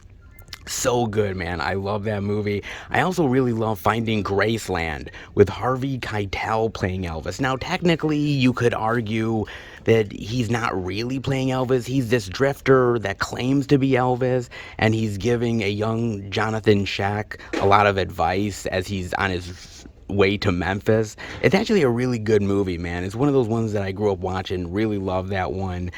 I thought that was actually pretty good, man. But then again, one of my favorite Elvis performances of all time is Kurt Russell, yes, in the John Carpenter directed Elvis biopic. That is great, man. It's not exactly one of the most well-known or appreciated John Carpenter flicks of all time, but I really enjoy that flick, man, and Kurt Russell kills it as Elvis. I thought it was solid, man. That's really good. Underappreciated, but so worth to watch, man, especially if you're an Elvis lover. But then again, we could go to the far more ridiculous when we're dealing with a little bit of Bruce Campbell love. Oh my God, man. In Bubba Hotep. Oh my Lord, man. That fucking movie. God damn, dude. If you have never seen that one, man. Dude, I can't recommend that enough. That is so fantastic. Basically, Bruce Campbell plays a older Elvis that nobody realizes he's Elvis. He's in a nursing home. There's a growth on his pecker, and he's fighting an undead mummy. Dead serious, man. Oh Lord, dude, that is some crazy shit, and it is so infectiously fun, man. Bruce Campbell kills it in the role. I love it. Oh, it's so good, man. You gotta check that shit out. But then again, there's more of going towards the imaginary Elvises when you're dealing with Val Kilmer in True Romance. Yes. Not necessarily playing Elvis himself, more like the consciousness of Christian Slater and sort of coming into the movie every now and again. It's interesting, but I mean, if Val Kilmer can pull off playing Jim Morrison, then I mean, Elvis is easy, baby.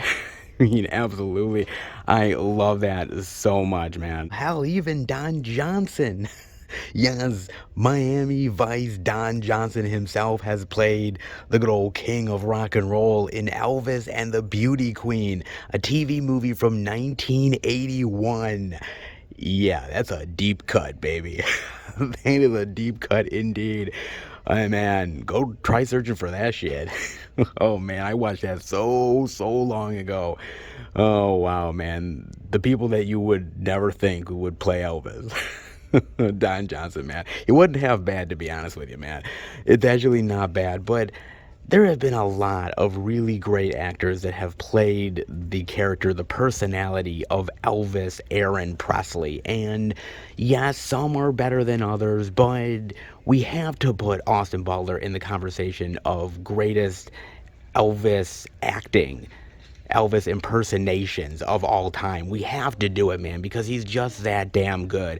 And it's not like this is the be all end all. It's not like we're never gonna get more Elvis biopics and more movies about him, because of course we will. But I think this performance really does stand up and will to the test of time. I ultimately do believe that, man. It's just that damn good, man. And he should be praised for his performance, because when you're comparing him to a lot of the others, this is really goddamn solid, man. Yes, you can complain about a lot of things with an Elvis biopic. Yes, they leave certain things out. Yes, maybe Tom Hanks' performance was a little too over the top, sure. But you cannot, seriously, cannot complain about the portrayal of Elvis Presley, because Austin Butler hits it out of the goddamn park. And he deserves all the praise that he gets. Truly does. The Marsh Girl lives amongst us in Where the Crawdads Sing. The Blu-ray DVD digital for $24.99. A DVD for $19.99. Ah, yes. Based, by the way, on the global best-selling phenomenon. And let's talk about that, shall we? Let's dive into that for a second, because the biggest complaints I always see from anybody who loves the books is, well, it wasn't like the stuff that I read. It wasn't like the novel. And I'm like, yeah, no shit. I mean, seriously, man.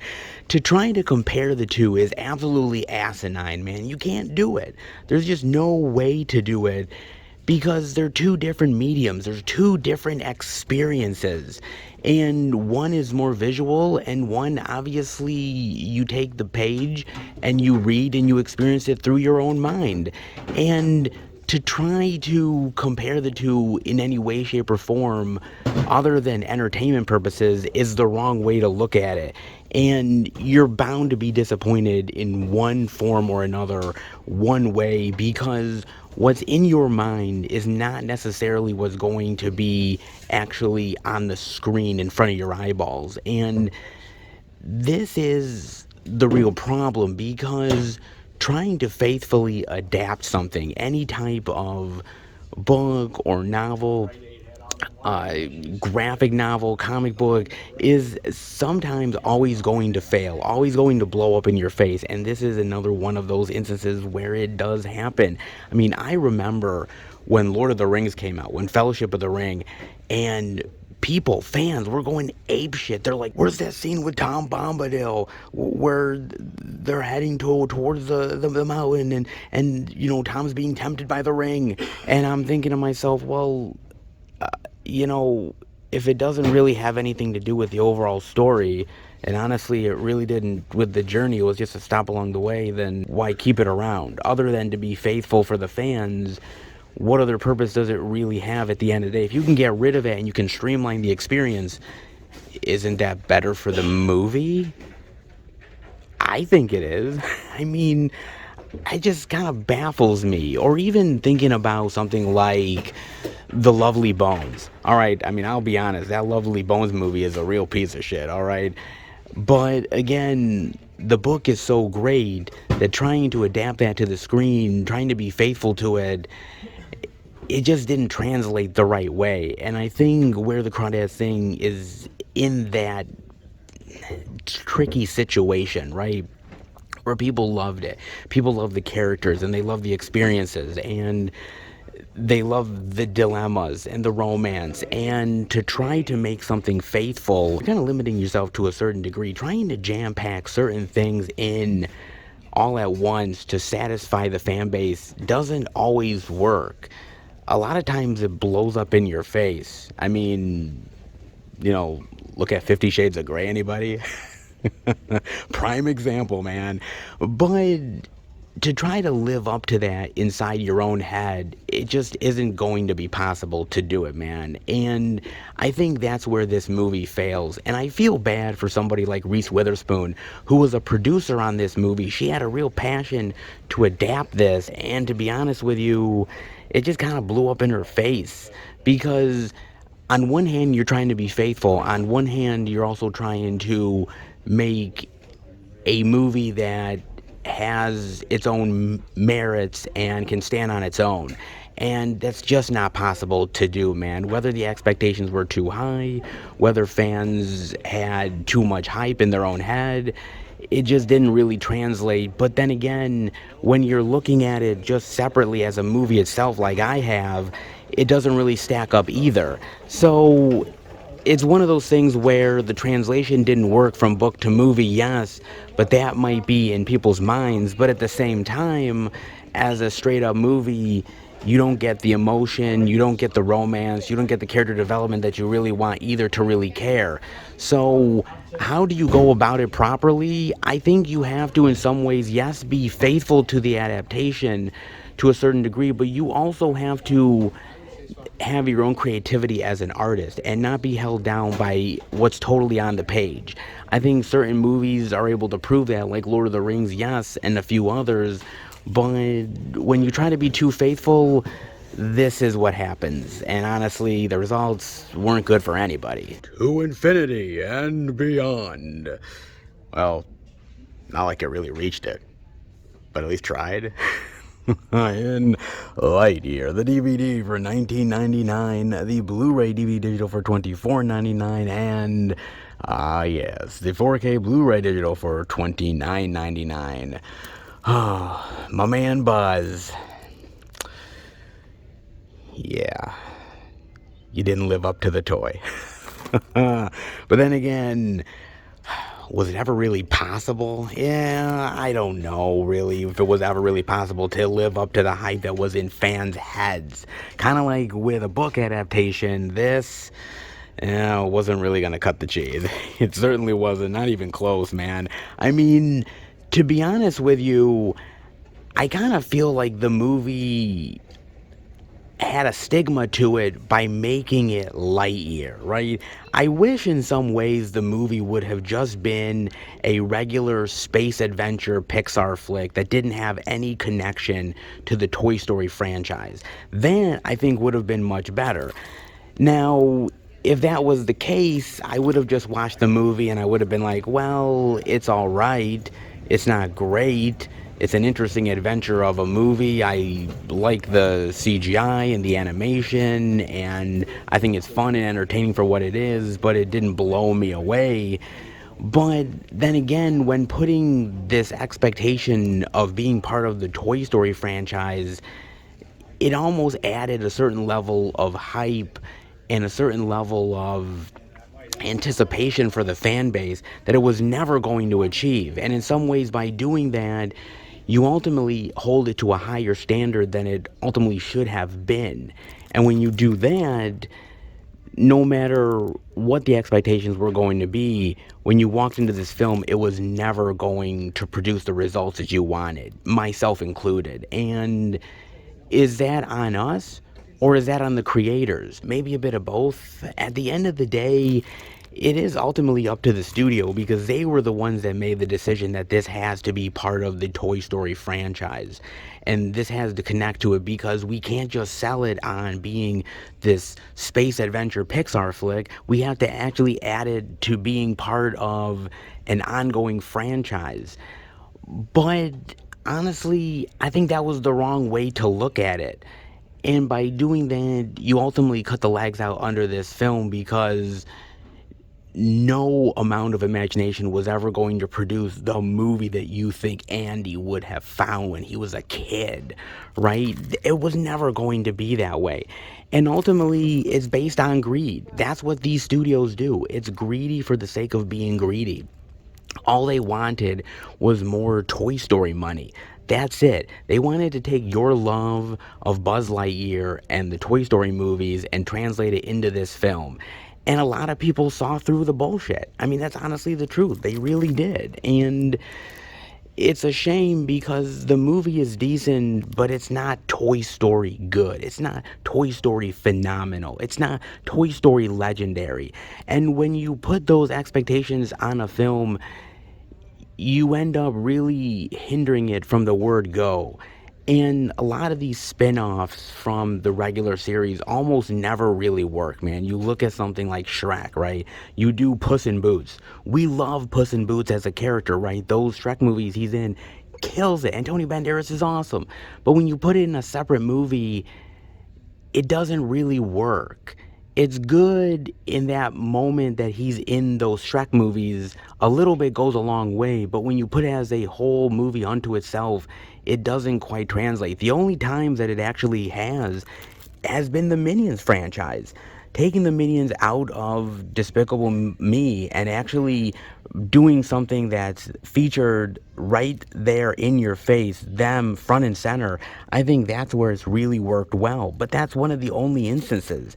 Honestly, I think if this movie was really successful, I mean successful beyond their wildest imaginations, I think you would have gotten a Woody film. I think you would have gotten Bo Peep film. I think you would have gotten a lot of these spin-offs, because if they can cash in on more Toy Story, why not do it?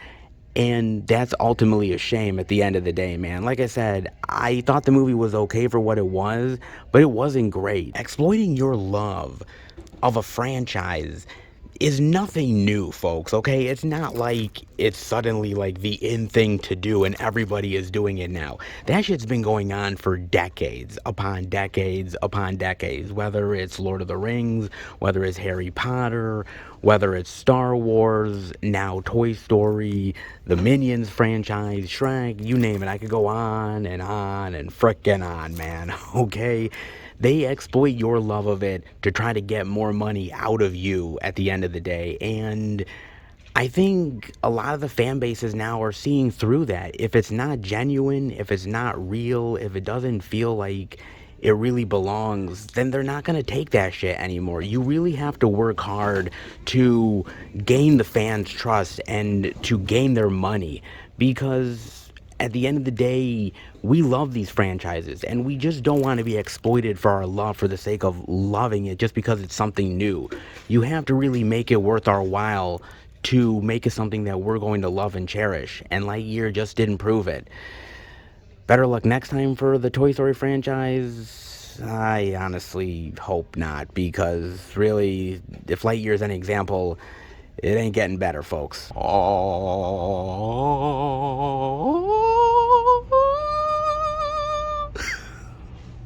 Is my pitch perfect?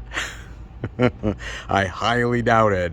But these ladies, oh, there's definitely is. Oh, as for damn sure in The Pitch, a perfect trilogy. Wow, the 10th anniversary. Holy shit. My God, it's actually been 10 years? Wow. Man, that shit has flown by, dude. The Blu-ray digital for the Pitch Perfect trilogy only at Target Edition. Interesting here. Interesting indeed. What is this? It comes with collectible pitch pipe and book. Okay. Huh. That's not bad. I actually kind of like that, man. That looks pretty cool. Look at that. Celebrate 10 Aka awesome years. Yeah. 1, 2, and 3. All of the Pitch Perfect love in one complete set. Oh, I know you're jonesing, baby. I know you are indeed. Honestly, I'm going to be real, man. The best out of all of them is the first film. I mean, truly, it really is. There's moments that I like in Pitch Perfect 2. There's moments that I like in Pitch Perfect 3. But I think they progressively got more ridiculous and more over the top. And I kind of just lost interest. The first one is definitely the best, the most perfect version of it, and everything else kind of feels a little watered down, a little bit maybe up its own ass to a certain degree. Like, it's not terrible, and I could see why these movies are as popular as they are. You know, obviously female empowerment, and obviously the singing is really great. Some good personalities in here. Well, you know, minus that chick. But other than that, I mean, look, it's not bad, all things considered, but it's not really made for me, to be totally honest with you. It's really not. But I appreciate the people who really love it, who really dig it. And honestly, a 10th anniversary gift set was not something I was thinking was actually going to be a thing. But in all honesty, you know, with the target crowd, I could see people really digging the Pitch Perfect trilogy set for all it's worth. Yes, it's not 4K, but pretty cool box. And come on, you definitely love the pitch pipe. You definitely do indeed. Something for the Pitch Perfect lovers out there, not a bad thing. Karate has never looked so badass. Oh, it never has, man. Oh. Because when you're doing Cobra Kai karate, that's the best there is, baby. Oh, indeed. Season 4 of Cobra Kai for 1999. Wow, man. Oh, it's so good to see the Cobra Kai love. I'm not gonna lie, man. Damn, I love it so much. And dude, I'm not gonna lie. I'm gonna be real here because I never thought this was going to be good. I'm serious. Like, it always intrigued me because I was like, making a TV show so many years and decades after the like last official one within the franchise, I was like, man, dude, what is this garbage? Like, I was ready to just fucking dismiss this thing, right? As I was like, I don't know, man. And I think a lot of people probably went in with the same mindset that I did because, quite honestly, you're just thinking to yourself, how can this possibly be any good? And then the first episode comes on and you see a disheveled Johnny Lawrence. You see his life is in ruins, and you're like, okay, I like the approach that they're taking here. It's kind of kitschy, it's kind of over the top and a little bit ridiculous, but I like that they're doing this sort of redemption angle, but in a different way. Taking this guy who was a complete and utter, you know, evil prick and really trying to do something really interesting with him. I'm like, okay, I like where this is going. And then they just kept surprising me over and over again. And I was eventually so hooked that it was like crack. Like, I needed more. I really did, man. It was so great. And a lot of these old school properties are trying to come back into prominence, come back into the public consciousness. Some of them have done it better than others, to be honest with you, like Cobra Kai and others that try to basically just ape off of nostalgia for the sake of aping off of it, end up really falling flat on their ass. I mean, they truly, honestly do, man. And look, I've said it so many times before, nostalgia is a very, very powerful tool, and it could be used in really phenomenal ways for really great storytelling purposes. And other times it's just used as basically a flat-out cash grab, all right? I mean, that's what it honestly is used for most of the time. And I thought that's what Cobra Kai was going to be. I was like, okay, of course we're gonna see Johnny and we're gonna see Daniel and we're gonna see the Cobra Kai logo, but it's all just gonna be sort of superficial for the sake of being superficial, right? There's not gonna be any sort of meaning or really great story behind it. It's just gonna be a cash grab for the sake of cash grab for, hey, let's bring in the Karate Kid fans just to get a little bit of money and then out the door we go. But it was actually so much more than that.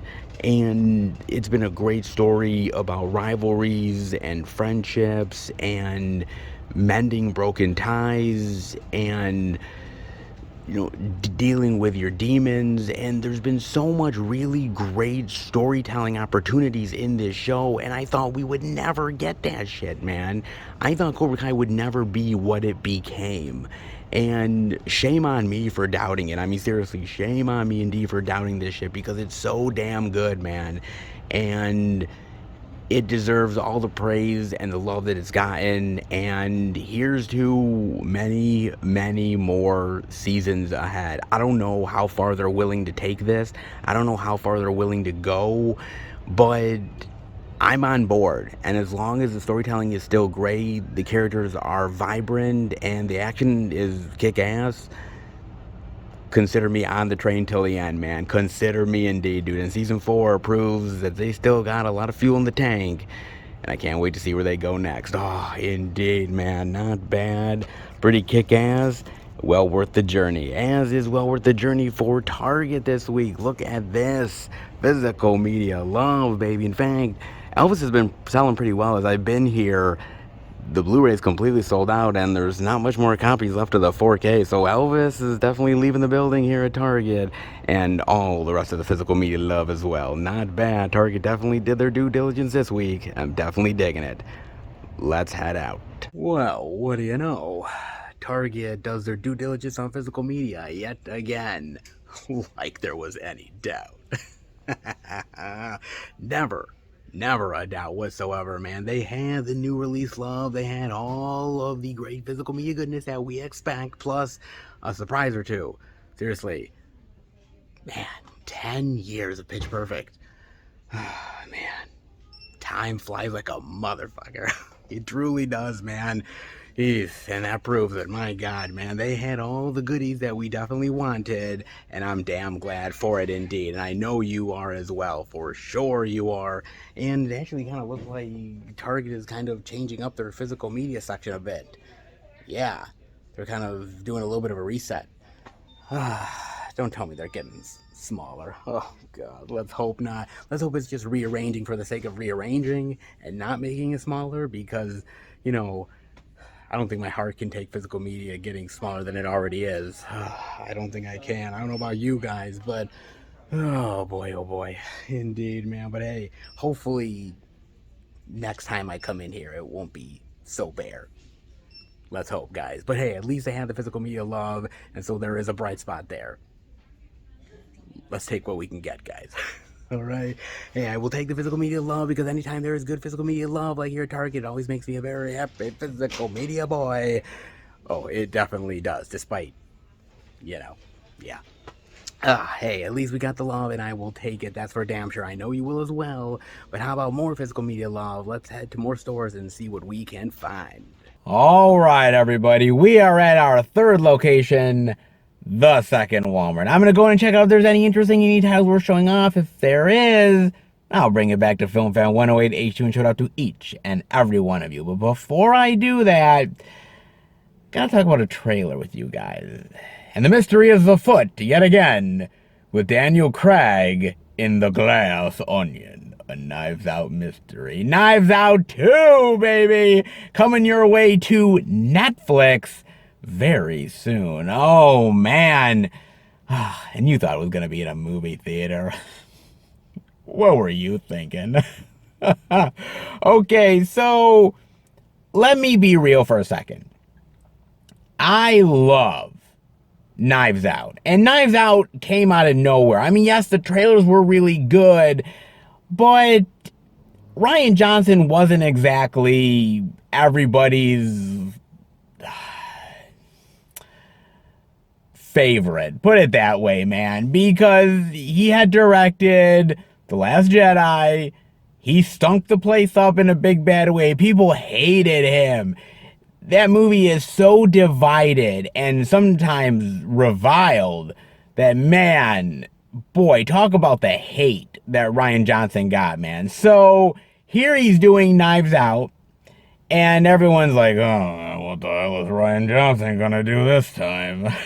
And he blew everybody away. It was so well acted. It was so well constructed. The mystery was so great. I love the resolution, the humor, the tension. I loved it all. He did such a great job making this wonderful murder mystery flick that I was like, dude, he pulled off something that most of the time nowadays you don't really get anymore.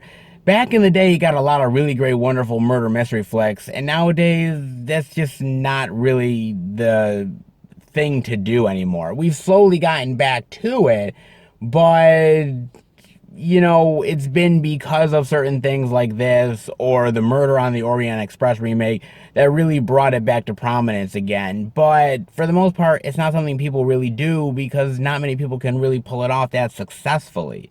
Rian Johnson did.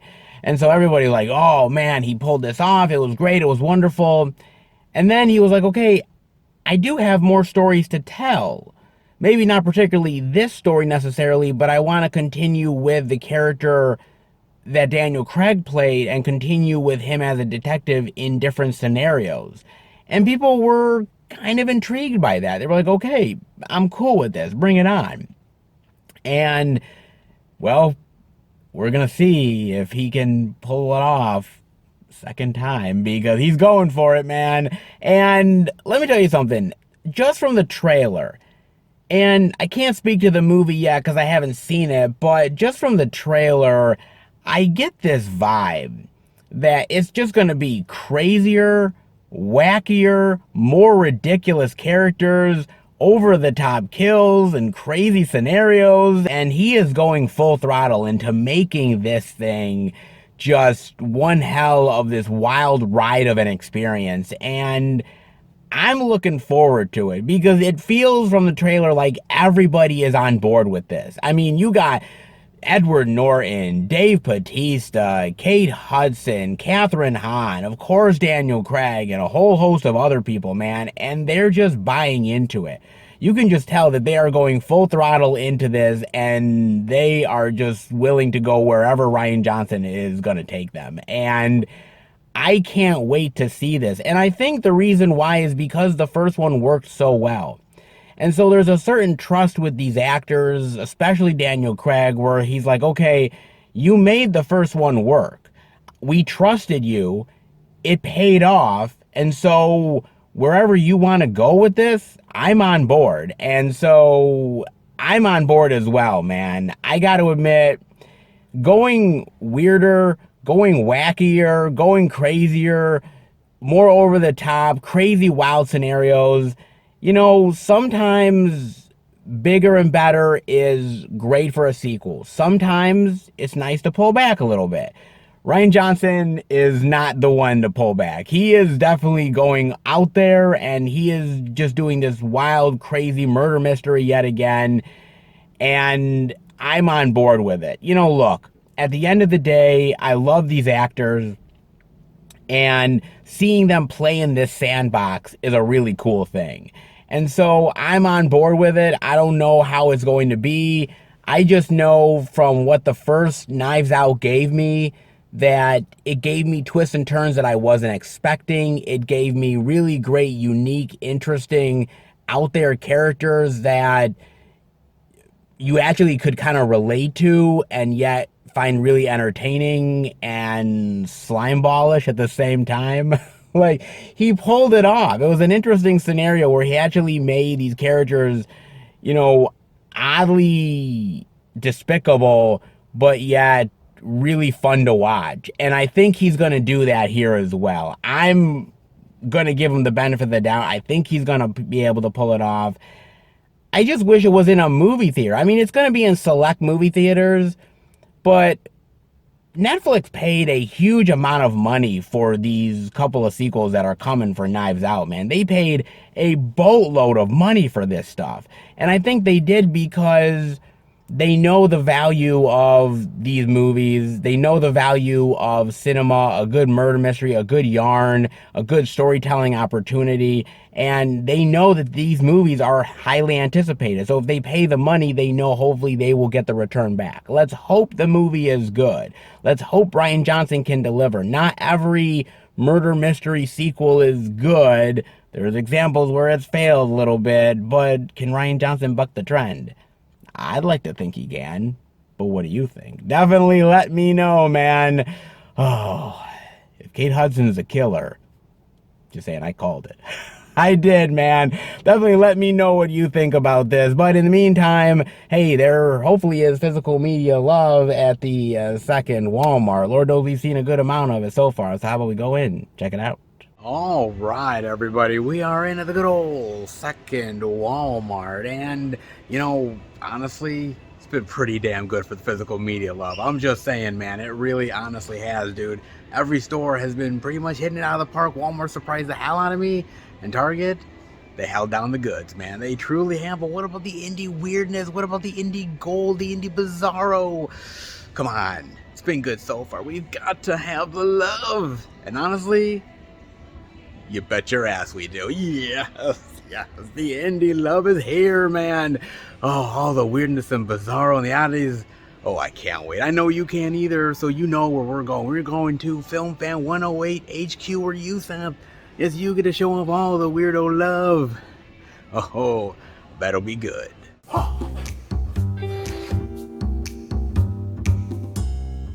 What are you doing? Hey! What you talking about? Trying to get the moves down, baby. Okay. What do you think you are? Elvis or something? Why, yes, I am. I mean, how'd you tell? I don't know. I just took a wild guess. Well, hell, boy. You have one damn good guess, don't you? Oh, you do, baby. At least you recognize the true Elvis, the real Elvis, when you see him. Whoa. Stop right there. Just because I said you kind of looking like Elvis doesn't mean that you are Elvis. Now wait just a damn minute, son. Look a little closer. Come on, look. Check it out now. See the resemblance? Hell, I could be reincarnated as the king himself. You know, now that I'm looking a little closer, yeah. You know, I actually kind of see it. Hell yeah, you did. About damn time once you open up those peepers of yours, finally looking at the true, the one and only Elvis Aaron Presley. The man, the myth, the legend. You looking at him, and it's about damn time you recognize it too. Actually, yeah, no. I'm sorry. Even if I squint, yeah, I still can't see shit. I'm sorry, man. I don't care about the wig, I don't care about the glasses, I don't care about the getup. Yeah, you ain't never gonna be Elvis, motherfucker. Alright, hell no. Yeah, in your wildest fucking dreams it is. But you know, while you're imitating the king of rock and roll, how about you imitate showing off the physical media? Because I'm sure you can do a hell of a lot better at that than you can at actually, you know, the king getup. Trust me, you'll thank me later. What the hell are you talking about? You doubt me? That I'm Elvis Aaron Presley? That I'm the king of rock and roll? I mean, if it's not the getup that should convince you, damn, it should be the good looks, isn't it? Look at that. Man, am I good looking. Damn, man. I mean, shit. Damn near picture perfect, baby. Oh, man. Well, if I can't get him with the outfit, if I can't get him with the good looks, which, hell, beat it. Damn near identical. Yeah, if I can't get them with that, then I guess I gotta do it with one more thing. I gotta do it with the pipes, baby. In 3, 2, 1, we caught in a trap and down. I can't walk out because our love is too much, baby. Better, oh, I can't just see what you doing to me because our love is too much, baby. Oh. You want more? You want more proof? I bet you do. You sure to heard the knocked out jailbird single? Let's rock. Everybody, let's rock. Everybody in old Cell Block. We dancing to the jailhouse rock.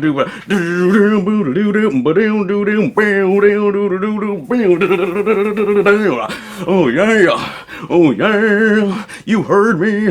Oh, I got the looks. Oh, I got the suit. Oh, I got the singing voice, baby. I'm Elvis. Oh, you better believe it. And if you don't, just wait till those panties drop on stage. Oh, yeah, Elvis is in the building. You're goddamn right he is, man. If you only looked and saw what you be seeing, you be praising the real Elvis, you physical media weirdo. Hell, guess I'll have to prove it to him one of these days when I'm in concert and he's paying $500 to see me. I know, you're thinking $500? First of all, I'm Elvis, baby. Secondly, inflation. Thirdly, come on, let's be real, you'd pay that money to see my ass. Oh, indeed you would, baby. But in the meantime, look, I have conquered rock and roll. I'm damn near proof of it, baby. But what I haven't conquered yet is the physical media goodness. Because if I can conquer rock and roll, hell, physical media should be easy, right? I think it is. I mean, rock and roll was tough. But physical media, man, I got this in the bag, baby. Oh, you're damn right I do, man. And with the good old king of rock and roll, when he sets his mind to do something, you damn right. He does it all the way. Even the indie weirdness. Oh, you bet your ass we've got the Walmart weirdness to look forward to. Oh, we do indeed. And that makes the king a very happy man. Oh, you bet your ass it does. And the weirdness is definitely on display this week. You can bet your ass it always is. Good, bad, really ugly. Hey, it is what it is, folks. And I love diving in. So how about we do it with none other than Tooth Fairy? Whoa, look at this. The Queen of Pain. Look at that shit. Whoa. Oh my God, man. Something tells me this chick hasn't been to the dentist in a long time. Yo, whoa. What the fuck is that? Jesus Christ. Yo, is that chick using a hammer?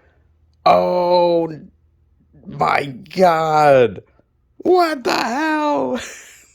You know those pictures sometimes that you see in the dentist office where it's like bad teeth and then the good teeth? Something tells me they need to update their photos because, yeah, this chick could be a candidate for the worst. Whoa. Wow. She's ready to take the crown. Stay away from my teeth, you fucking psycho bitch. You bet your ass, dude. Holy shit. And I'm not looking to, get any replacements anytime soon. I stay away from cavities, and you bet your ass I'm going to stay away from you, too. Oh, my Lord. What is this about, man? A school trip turns deadly for a group of children and teachers when they are terrorized by an unhinged escaped mental patient who claims to be the Tooth Fairy, who was there to collect her bounty. Oh, my God. Good Lord, man. Let me tell you something. You ain't getting 25 cents under your pillow. That's for damn sure. Yo. Man, dude. Okay. Interesting. So this escaped mental patient is like, I'm the Tooth Fairy. And I want to take all the teeth I can get. Oh, Lord, man. I hope you had your incisors intact. My God, man. If you need some teeth taken out, I think she can lend you a hand. You don't need string. You just need the Tooth Fairy. You bet your ass you do. Look, as far as deranged killer genre out there, yeah, there is a lot of them, especially when it comes to people claiming to be a certain type of, whether it's a childhood fantasy or something that symbolizes a certain iconic status, so to speak. You know what I'm saying? I mean, if you think about it, there really is. Whether we're talking about something like, oh, this is definitely a deep cut, Uncle Sam, I want you dead. I don't know that I can call this a great horror flick, but it's definitely something, man. Very interesting indeed. How you have things like Black Christmas, talk about deranged motherfuckers in a big bad way. Very interesting indeed. Hell, even talking about Santa Claus love. Yeah, come on. Who doesn't love a little bit of good psychotic Santa Claus love? Really, it is worth it, folks. Oh, indeed it is when we talk about none other than Holy Night, Silent Night, Deadly Night. Oh, the blood will flow this holiday season. Oh man, 1 and 2. I love the Silent Night, Deadly Night franchise, man. I mean, it kind of goes into really weird territory in the later sequels, but the first 2 or so is really just honestly this deranged killer in this Santa Claus outfit really just going around and just killing motherfuckers in great ways, man. Awesome shit. I love that stuff, man. I mean, this is a classic. Part 2 is definitely called, but still really fun, man. Garbage Day. If you've seen it, yeah, you know it, man. I mean, deranged people like Serial Mom as well. I mean, there's some really cool deranged killers out there. I mean, if we're still talking about Christmas, there's a really great movie called Don't Open Till Christmas, which is a cool little serial killer slasher flick, which is really fun as well. New Year's Evil, and there's so many other types of ones out there as well, man. So, yeah, the deranged killer genre definitely has its moments. That's for damn sure.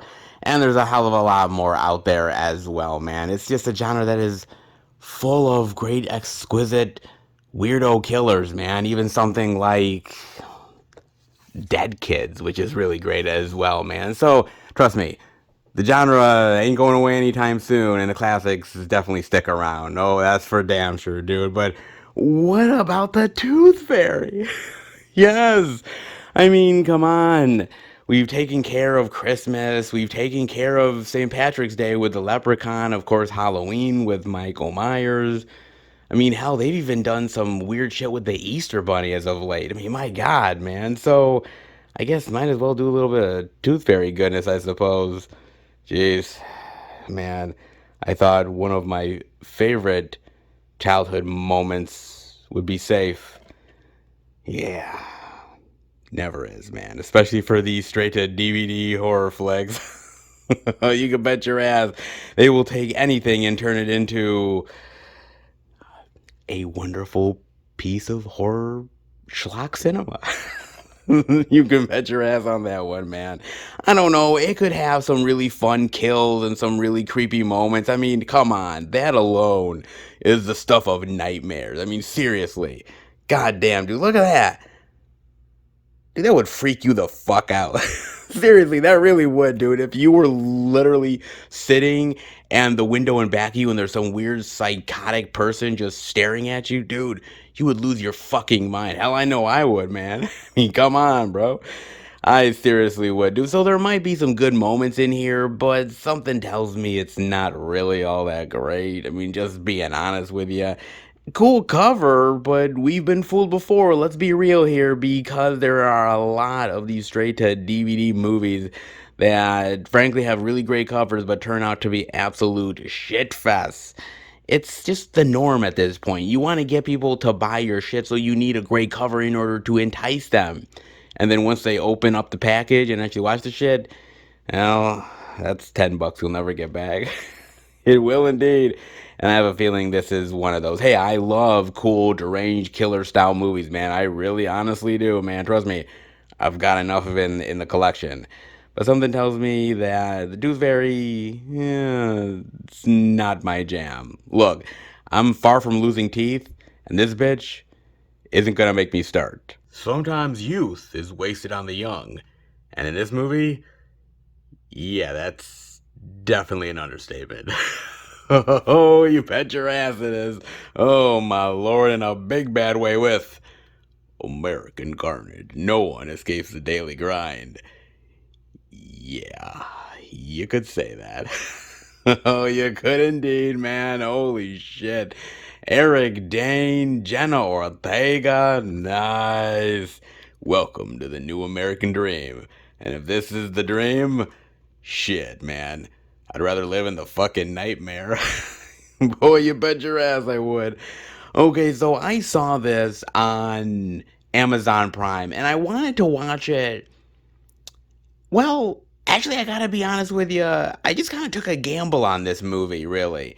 I mean, Jenna Ortega is quickly becoming, I don't want to say like a new Scream Queen necessarily, but she's definitely doing a lot within the horror genre, whether it's Scream 5 or playing Wednesday Addams. And she's doing a lot of really interesting horror work. And so I was like, okay, I'm kind of intrigued by this. I had no idea what the actual synopsis was of this until realizing, okay, it's about illegal immigration. Okay, oh, all right, cool. And that's all I really had to go off of. And what I thought this movie was going to be was this almost like dramatic turn of illegal immigrants, that type of thing, and the struggles that they deal with and whatnot, wrapped up in this dramatic teen story, right? That's what I thought it was. And my God, man, I am so fucking wrong. I was not expecting where this movie went, dude. Holy shit.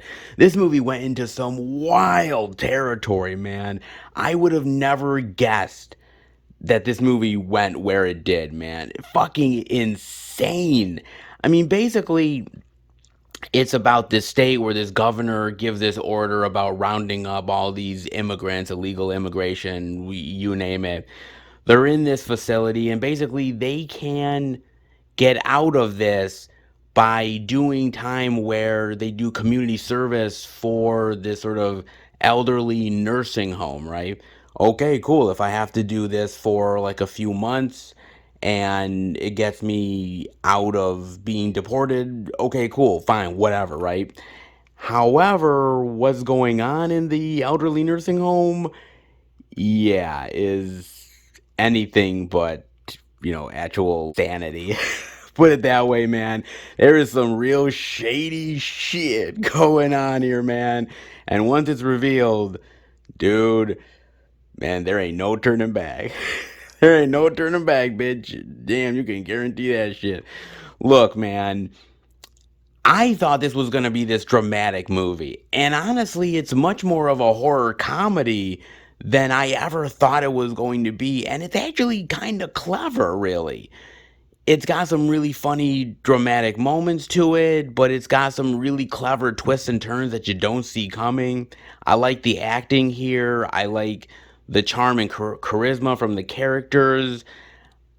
I like some of the creepy scares and some of the misdirections that you think you know where it's going, but you don't really know. I was pleasantly surprised by this movie, man. It really did. And it gave me vibes, man, of some really great movies that are out there, dude. Vibes that I was not expecting. I was like, wow, this movie has a lot in common with one movie that has gotten a lot of praise over recent years, and rightfully so, man, because it's just that damn good. And that is none other than Get Out. Oh, yeah. Oh, man. Dude, this movie is absolutely phenomenal. I went to go see this in the movie theater with my girlfriend, and we both really loved it. And we thought it was clever. We thought it was funny, scary, had some really great atmosphere, creepy. It was so, so good, man. And it is really the movie, honestly, that put Jordan Peele on the map, rightfully so. And this movie has a lot in common with American Carnage. A lot in common, man. Way more than you think it does. Put it that way, man.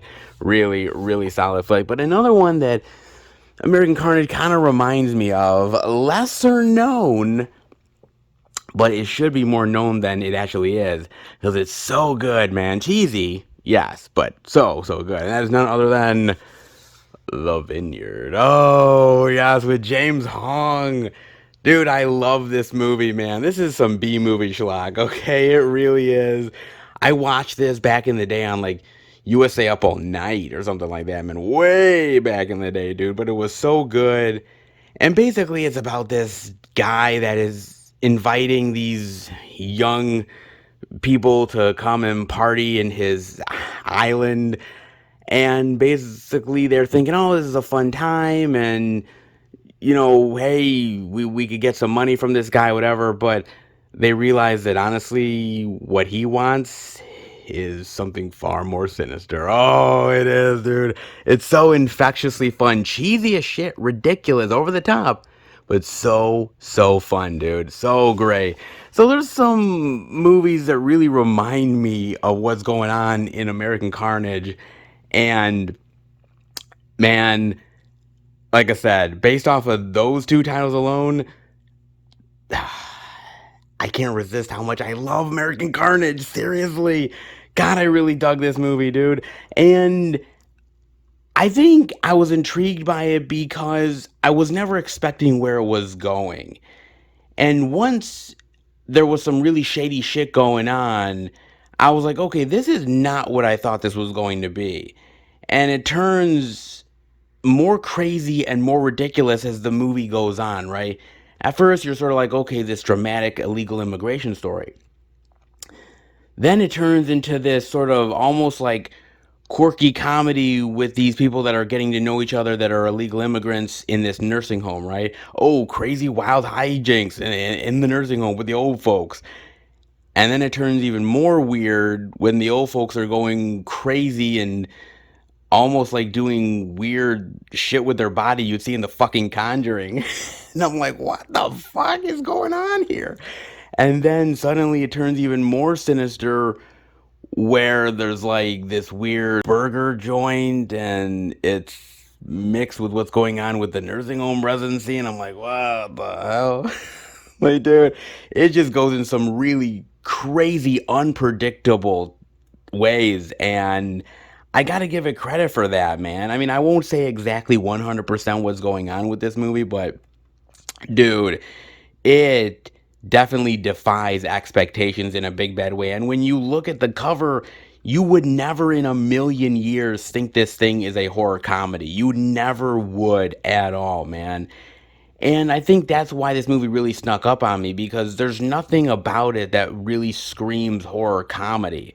Not the cover, not really the name if you really think about it. They really go out of their way to hide their intentions in a big bad way with this movie. And I kind of feel like people would probably be in the store at Walmart or something, and they'd probably go through all the titles and look at this. They're like, American Carnage, what is it, like weird drama shit about immigration? Why? And just kind of put it down, man, and not even really think about it. But I'm telling you, dude, this thing really surprised the ever-loving hell out of me. And by the end of the movie, I was charmed so much by this flick. I really loved every moment with the characters and the horror and the comedy. And I was really pleasantly surprised.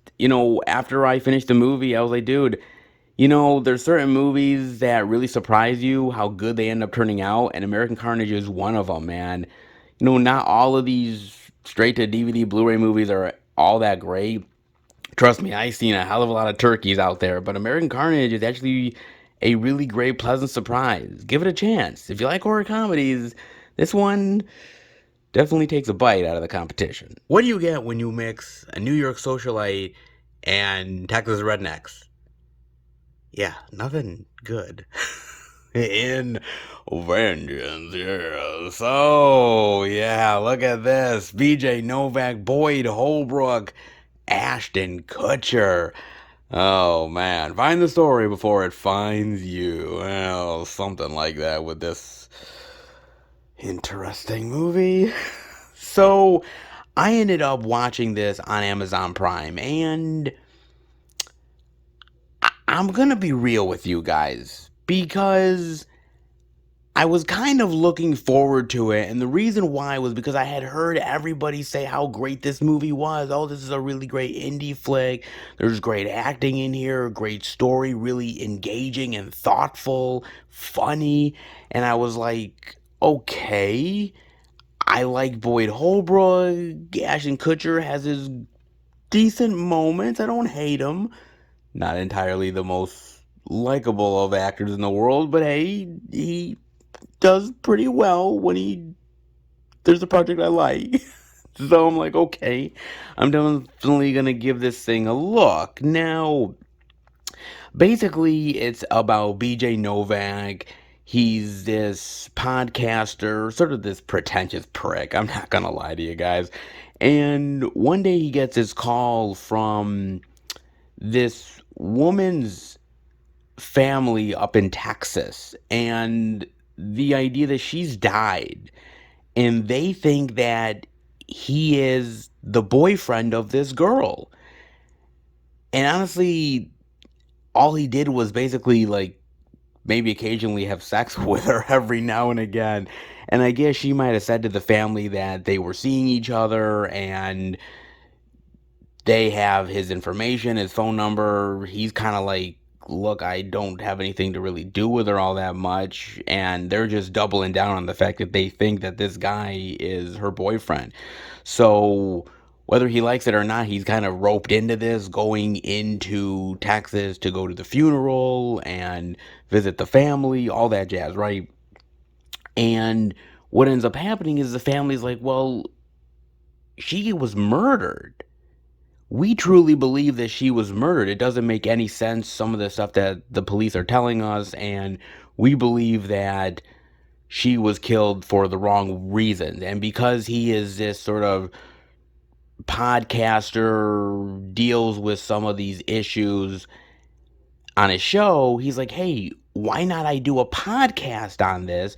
We could try to find the killer, and also it would make a really fascinating story as well. So he's roped into it, the family's roped into it, and so it's this mystery, thriller, comedy, drama, all sort of this melting pot of genres sort of brought together in this really quirky story. And it doesn't really work. I'm being honest, man. I mean, look, I had heard a lot of people really praising this movie, and that was the reason why I really felt that I should watch this thing. But after watching it, I don't know what people saw in this. Either I don't know what they saw in it, or maybe I got the wrong impression. I don't know, man. Either or, this thing just wasn't really all that good, man. I mean, the problem with this film, God, well, there's a lot of problems. I mean, where to start here? But I suppose the biggest issue is the fact that it doubles down on stereotypes. You have the Texas redneck folk that, you know, are very simple and don't like really complicated things. And they speak very common. And it's kind of like, dude, that's not really the truth. And then on the other side, you have BJ Novak being this sort of New York socialite prick asshole. And that's not exactly the right way to describe people in New York. I mean, I don't consider myself a socialite prick, but whatever. And I think the problem is that they double down on the stereotypes in a big bad way. And then they try to go out of their way to be like, well, this is about seeing both sides of the argument, and you know, people in New York are not what the Texas folk think, and the Texas folk are not what New York people think, and you know, there's common ground. And I'm like, yeah, but that's only like the small part of the movie. For the most part, you're pretty much making the comedy about how dumb these Texas people are in their redneck simple ways. And I'm like, dude, that doesn't really work for me. It really doesn't, man. It's just sort of dry comedy at the end of the day. And don't get me wrong, I like dry comedy. Like The Office is really great when it comes to like dry, mundane comedy. It works. But you need to do it in a clever way. And this movie doesn't do that, man. I mean, I will give it up for the acting. I do think Boyd Holbrook is really good here. I think Ashton Kutcher is actually really charming and likable. I really like what he brings to this. It's not half bad. BJ Novak, you know, I'm going to be honest about this. BJ Novak has never really done anything for me. I mean, I like him in The Office. I thought he was really great as Ryan the Temp. I thought the comedy worked, but then again, he wasn't really writing the comedy. He was just acting it, which, again, he did a good job, but the writing sort of carried it. He doesn't really work as a leading man. I mean, he directed the movie, and it's a decently well directed movie. Cinematography is good. He gets some really great performances. But as far as him being in front of the camera acting, being the lead in this mystery thriller type movie, it doesn't work because he comes off as mundane. He comes off as this really asshole douchebag, and he's supposed to be this likable main character that we're supposed to follow through the rest of the movie, and I'm like, this guy? I'm supposed to care about this fucking asshole? Like, really? And it doesn't come off like you care about him or you understand him. He's just trying to exploit this family for a story. And yes, towards the end of the movie, he kind of realizes that it's more than that, and these people are better people than he's giving them credit for, and he really does care about this girl and the mystery of her death. And I get it, but man, it's really convoluted to get to that point, and it doesn't really work at the end of the day. You've been bombarded with so much comedy of these people are simple and stupid, and he thinks lesser of them. And then suddenly, in the last, like, act of the movie, suddenly it's like it turns on a dime. And I'm like, dude, I just don't believe it, dude. I just don't believe this. It doesn't work for me. And the movie is kind of a bore because the mystery of the girl's death and what really happened, you're not on the edge of your seat at all. It's almost like sort of this sort of quirky family road trip adventure, going to one place to another to talk to people about this girl's life and who she was. But there's no like immediate like, oh my God, we've got to solve this crime. People are attacking us and there's danger all around. Like, there's nothing that really propels this movie in a very immediate sense of foreboding to it. It just doesn't have that, man. And that's the unfortunate part about it, because there's a lot of quirky characters, there's a lot of quirky dialogue, but it's all sort of half-assed. The comedy is half-assed. The mystery thriller aspect of it is half-assed. The drama is half-assed. And it just feels like they're throwing everything in the kitchen sink here to try to make this great indie quirky drama. But at the end of the day, I think it really falls apart because they just don't know what to do with it all. You have the mystery thriller of, well, this girl and her death and these people involved in it, but they don't go far enough to make it effective. Well, it's the drama with him and the family and the differences between them, but that doesn't go far enough. Well, the comedy between him and all these quirky people that he's interviewing for the podcast, cool, but again, that's half-assed. There's all these ideas in there, but they're not well done. They're undercooked, okay? It's just the true story of it, and it just feels flat and lifeless and boring and mundane, and you wonder, what was the purpose of making this movie? Why? Did you want to tell a thrilling story? Because if you did, it didn't really work, man. I mean, were you trying to tell a really great story about the differences between two different types of people? Okay, great, but you didn't really fully go there either. I don't know. This movie is just a half-assed piece of shit. I mean, it really is, dude.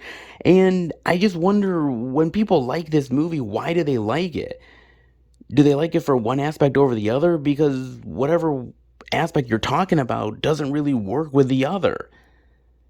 I think it's a hodgepodge of ideas. I think that BJ Novak had good intentions, but it just doesn't work, man. It falls flat on its face, hard. And look, I'm going to be honest, man. BJ Novak, he's not a leading man. And when I saw him on The Office, I always saw him as the second tier character.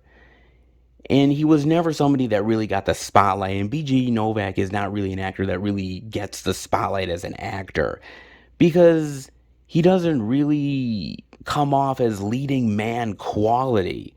And when you put him in a leading man role, I think that it proves that he just doesn't have the chops to pull it off, man. I mean, maybe as a director and a writer, but this movie proves that he can't really write comedy all that well, and he can't really be a leading man actor status. So what else does he got? I mean, he's got nothing, dude, and this movie pretty much shows that. And it's unfortunate because this movie could have been really good, but it turns really predictable, especially with the girl's death, because you know where this is going, man. Once they introduce somebody like Ashton Kutcher, he's such a big enough actor that you're like, you don't bring him into this thing just to have like a 5-minute role. You don't do it, dude. You know where this is going. It's predictable. You see everything that's happening, the twists and turns.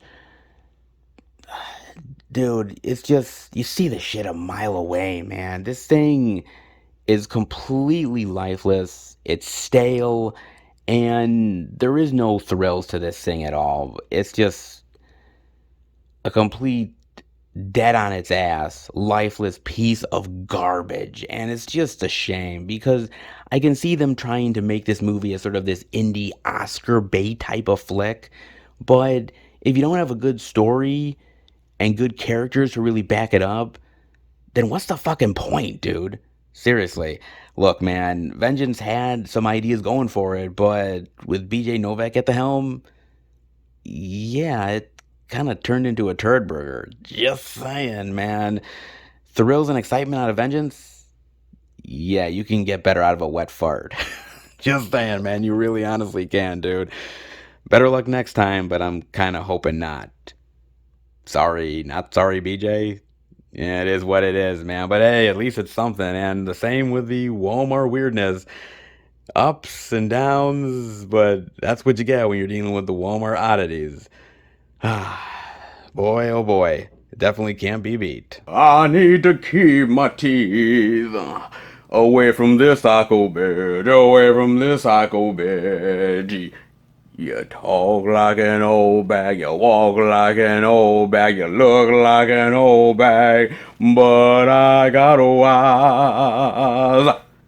You a weirdo in disguise, and oh yes you are. Weirdo in disguise, oh yes you are. Wise men say, only fools watch this shit. But I can't help falling out of love with the BJ. Hey, out of all the sentences I thought I'd ever say, I never thought I'd say that. Damn you. Oh, damn you indeed. Falling out of love with BJ. Man, there's something wrong with my ass. Oh, there is. But when you're dealing with the Walmart weirdness, anything can happen at any time. This stack proves it, baby. Oh, indeed it did, man. Not half bad for the Walmart weirdness this week. It definitely gave us all kinds of different flavors, man. I don't know if they good ones, but they something, alright. Oh, indeed they are, man. Not half bad for the king of rock and roll, dealing with the physical media love. I think I conquered it just fine, baby. What do you think? Oh, what do you think indeed? But I suppose the indie weirdness is done. I've conquered it, and it's back to rock and roll to be the king yet again, baby. From one medium to another, I think I ruled them all. Oh, I did indeed, baby. But enough of the king. You've seen my presence enough. I'm gonna leave. But before I do, I got something for you. Oh. My sweat is all over this. It's all yours. But just remember, folks, that if you're ever dealing with the physical media love and you need the king back in your life, all you need to do is put on the music and you'll have me forever in your heart and soul. I don't have to be around to still have my legacy reign on. And the physical media continues to prove it. Oh, indeed it does.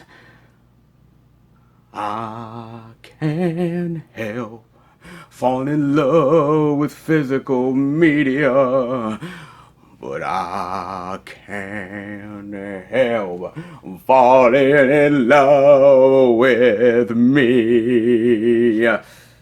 Take care, everybody. Let's head to the next location. And remember, Elvis has left the building. All right, everybody. We are at our fourth and final location. And, look, physical media love can be anywhere, at any time, at any place. But at a bookstore, hey, I've seen weirder. Indeed, I have. Oh, and you know where we are definitely at. None other than good old Barnes and Nobles. Ah, yes, back again for the physical media hijinks. Let's hope it's a good one. There's a lot of physical media love this week, so they've got to have some goodness, right? Well, let's hope. Before we go in, check it out. All right, everybody, we are in a good old B&N yet again for hopefully the new release love. And already I'm starting to see it, baby. Oh, indeed I am, with the King Elvis, the Blu-ray DVD digital for $40. Hey, I didn't say the King was inexpensive, did I? I sure as shit didn't, man. But Elvis, come on, Elvis is so worth it, baby. Don't you think? I mean, if anybody deserves your hard-earned money, it's the King, baby. Oh, he truly does, man. And, what's fascinating about Elvis is all of the stories and all of the things that happened in his life, things that weren't even really covered in this movie. And it's interesting because there was an interview with Baz Luhrmann, and he talked about how he shot a hell of a lot more footage than actually was in the movie. He shot all of the stuff between Elvis and Richard Nixon. He shot stuff with Elvis and the Beatles. He had shot so much stuff about Elvis's life. But the problem is, you have to make it for a mass audience. So you can't make a 4-hour movie, okay? It sounds good, right? Oh my God, an epic 4-hour movie of Elvis's life. That would be amazing. But you gotta put in the movie theater. People have to pee. Okay? And so you can't jam-pack everything in. But he did say that maybe in a few years down the line, if there's a hunger for it, he would want to come back and make a 4-hour cut of Elvis. He would love to do it. It's just the fact that he's not really ready to do it right now. And I'm not gonna lie, I'd watch it. I really would. I loved the 2.5 hours. I thought it breezed by. I love the performances. I would see more. I really would. So in a few years' time, if he decides to revisit it, count me in as somebody who would absolutely 100% watch this. No doubt in my mind, man. I absolutely 100% would. I mean, it's interesting because Elvis is such an icon. He's a legend, but he's really an icon and a legend because of multimedia. Because he died in the late 70s. And a lot of artists end up being forgotten by time. There's a lot more artists that have been forgotten than ones that are actually remembered, if you really think about it. But why are certain artists more revered, more remembered, and more put on a pedestal? And the reason is because their life was so fascinating, the stories were so interesting, that they're stories that are continuing to be told to this day. Elvis proves it. And it's the same thing with the Beatles. And the fact that the movies influence the music influences the movies, the stories really fascinate you, and it makes you really want to dive into that artist's career even more. So every now and again when we get a new Elvis movie or a new Beatles movie, and all of these artists out there, Buddy Holly, you name it, there's a new reappreciation of their career and their music, and that means that there's new fans that end up coming on board to actually start appreciating the artists themselves. And so it's all a full circle, man. And so there are so many people today that are born that would have never known about Elvis or the Beatles or all these artists out there if it wasn't for movies like this that really showcase the artist in a really great way and spotlight their career and all of the stories that they have to tell. And I think that's one of the reasons why I love biopics as much as I do.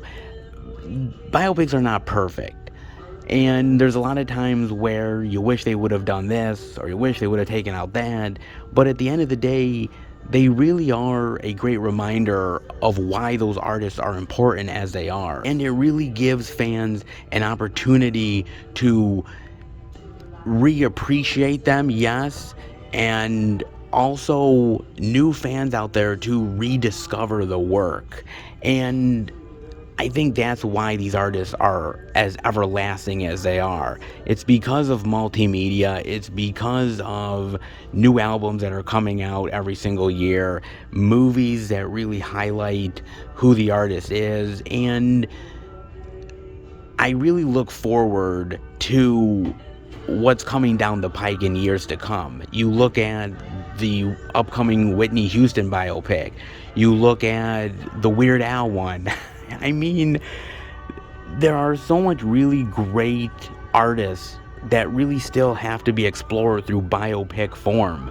And I just look forward to seeing more artists get the biopic treatment. But that doesn't mean that I want Elvis to stop getting them, or the Beatles to stop getting them, or Buddy Holly. I always love seeing these get new reinterpretations, and artists like Baz Luhrmann and actors like Tom Hanks and Austin Butler to really take something that's been done so many times before and put their own unique spin on it. And just because you've seen the story told time and again over and over doesn't mean that you can't find something new in a different adaptation. And I think that's why I really love these type of stories, and that's why Elvis, in my opinion, will never, ever truly die. The origins of the legendary Space Ranger that nobody really was asking for. Yeah. In Lightyear, the Blu-ray DVD digital for $36. You know, man, just get the toy. Oh shit, seriously, man. You know, look, it was a fine enough movie, I suppose, but it didn't really satisfy the urge. And are we really gonna get more in the Toy Story franchise? Are we actually going to get another Toy Story movie? I've heard rumors back and forth that we may get a Toy Story 5, maybe. But I gotta be honest, if I'm being real with you, I don't really want another Toy Story movie. I just want the franchise to end, man. I was massively disappointed by Toy Story 4. I mean, seriously, man, that really let me down in a big bad way. Even my girlfriend, it let down. We were at the drive-in watching Toy Story 4, and she just really was like, this is what's passing for a Toy Story movie? I said, I know. It's really not good, man. And I just wish they would have ended it at part 3. I really wish they would have, man. I mean, for me, part 3 is a really perfect end to a trilogy. And when Andy gives the toys to the little girl, it's a really great passing of the torch. It really was. And it really felt like this character has really grown as a person, and the toys really helped him grow, and the toys will always go to another adventure, but it was that time with Andy that really meant so much. And seeing what we got in Toy Story 4, yeah, we didn't really need it. And the same with Lightyear. It's cool to sort of imagine the movie that Andy saw, the movie that made him want to buy a Buzz Lightyear toy, but at the end of the day, the reality of the movie didn't satisfy the imagination of the fan. And that's the ultimate disappointment of it all. It really, truly is. And I just wish that certain franchises would just know when to stop, know when to quit, man. Because the more you make, the more watered down it becomes. And the more watered down it becomes, people don't remember the franchise for the good moments. They remember it for the bad ones. And it just tarnishes the whole brand. Man, I don't really like that, dude. I really don't. I mean, like I said, this movie is not terrible. At the end of the day, I thought it was average. But then again, I thought Toy Story 4 was just okay for what it was. You had a perfect thing, you had a perfect trilogy, and you just needed more money.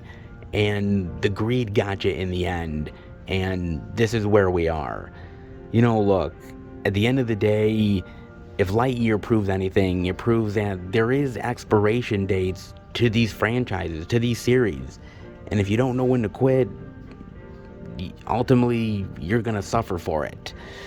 Look, go in with checked expectations with Lightyear. Honestly, really do it, man. Because it's not a movie that really needed to be made at the end of the day. Cool little Easter egg, maybe, but did it really ultimately need to be a movie? Probably not, man. Look, I love the Toy Story franchise. I love the Toy Story franchise with all of my heart. I really do. Those first 3 movies are part of my childhood.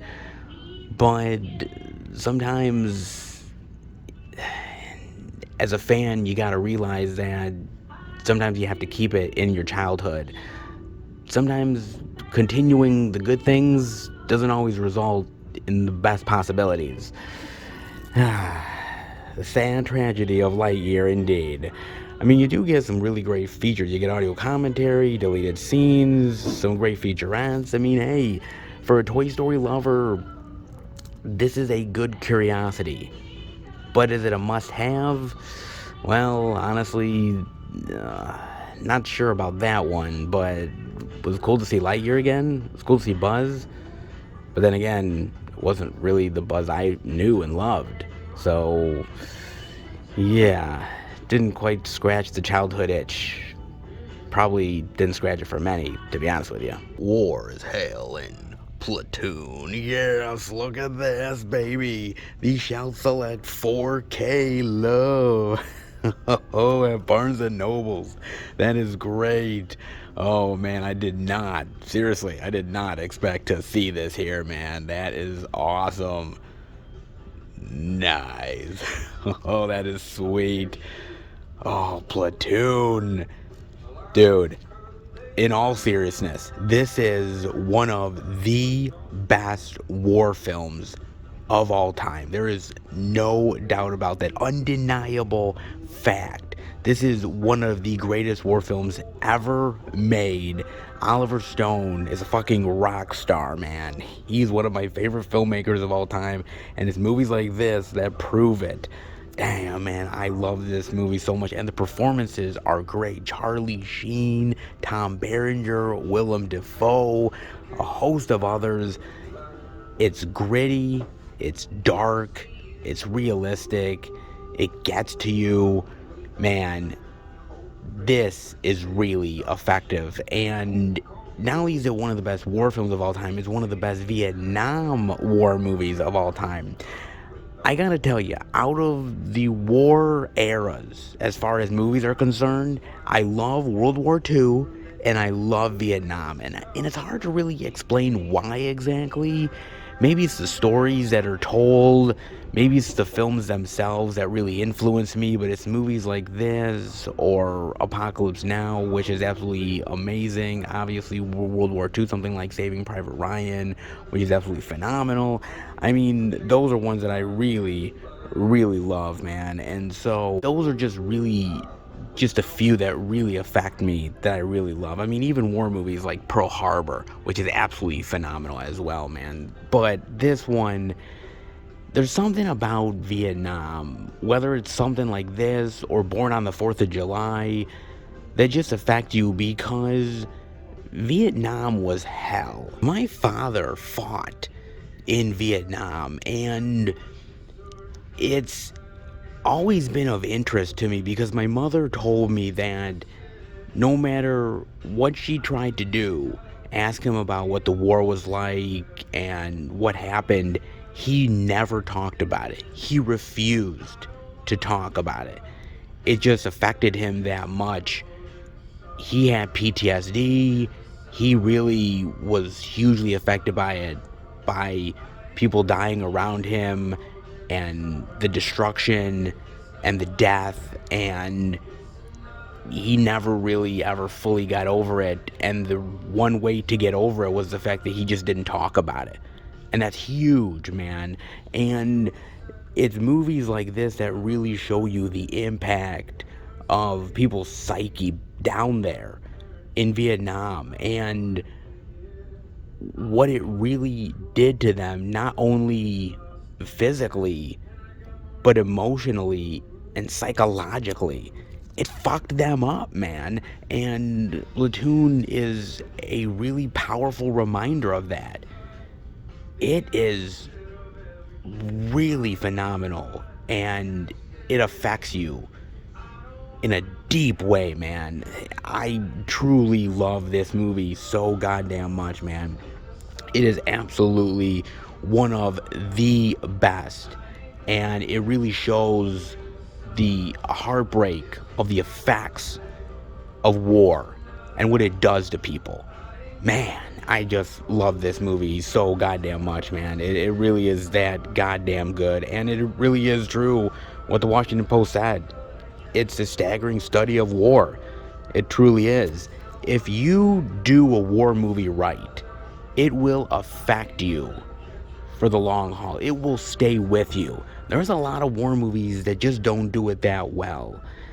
It doesn't leave you with that haunting feeling of what war really does to people. But then there's movies like this that really remind you, look, yeah, we can talk about the glory of war and the triumph of it, all that jazz, but that's only a small part of it. There's so much more that goes into it, and moreover, it's the devastating factors that happen because of it.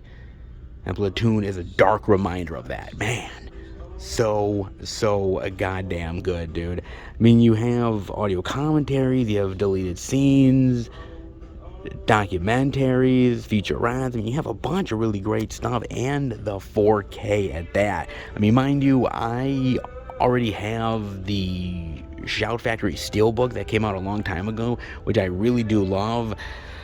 Sometimes I don't mind upgrading a time or two, and Platoon, yeah, it's a war film that definitely deserves it. And speaking of surprises, oh my god, just when you think you'd seen it all at Barnes & Noble's, man, they shock you yet again with a little bit of Scream Factory Steelbook love, 4K Steelbook love of that, for John Carpenter's The Fog. Oh, nice.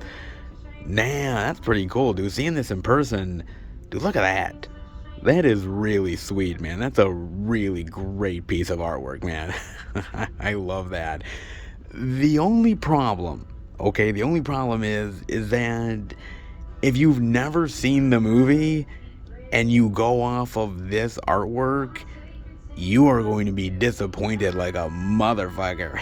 I mean, seriously. Okay, look, I love John Carpenter's The Fog. I think it's one of his best films, and I know we can talk about where it ranks within the list, right? Is it top tier? Is it middle ground? Is it the lower part? We can talk about that all day long, right? But the fact of the matter remains, it is a solid Carpenter flick. It really, truly is. I love the performances. I love Jamie Lee in here. I love Adrienne Barbeau. Tom motherfucking Atkins, bro. I mean, so good. It's really great. I love the creepy atmosphere. I love the way they filmed The Fog. It's very eerie and really foreboding, and I love how it moves. It's so great. And I just love the story of how these sort of ghosts, these long lost ghosts, are trying to search for their gold all these years later, and every anniversary they come back to try to search for it, and death follows. I love that shit, man.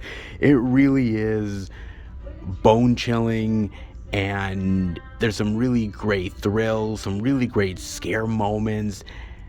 Carpenter, there's a reason why Carpenter is one of the masters of horror, because he just knows how to do it well. And The Fog really proves that, man. It's really effective, really great atmosphere to it. It's just a great Carpenter slow burn ride. It's not this huge, fast-paced CGI scare fest. And if that's what you're thinking it's going to be, you're going to be vastly disappointed.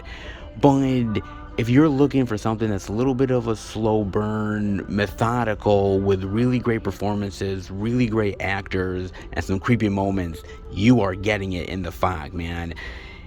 It may not exactly represent the artwork necessarily, but let me tell you something, man. This is solid Carpenter. There's no doubt about it, man. And you got 2 discs, a ton of featurettes, commentaries, outtakes, deleted scenes, special effects footage. Whoa, man, there's a lot of shit on here, man. Awesome. I mean, I already own the Scream Factory Blu-ray, which, by the way, is pretty damn solid.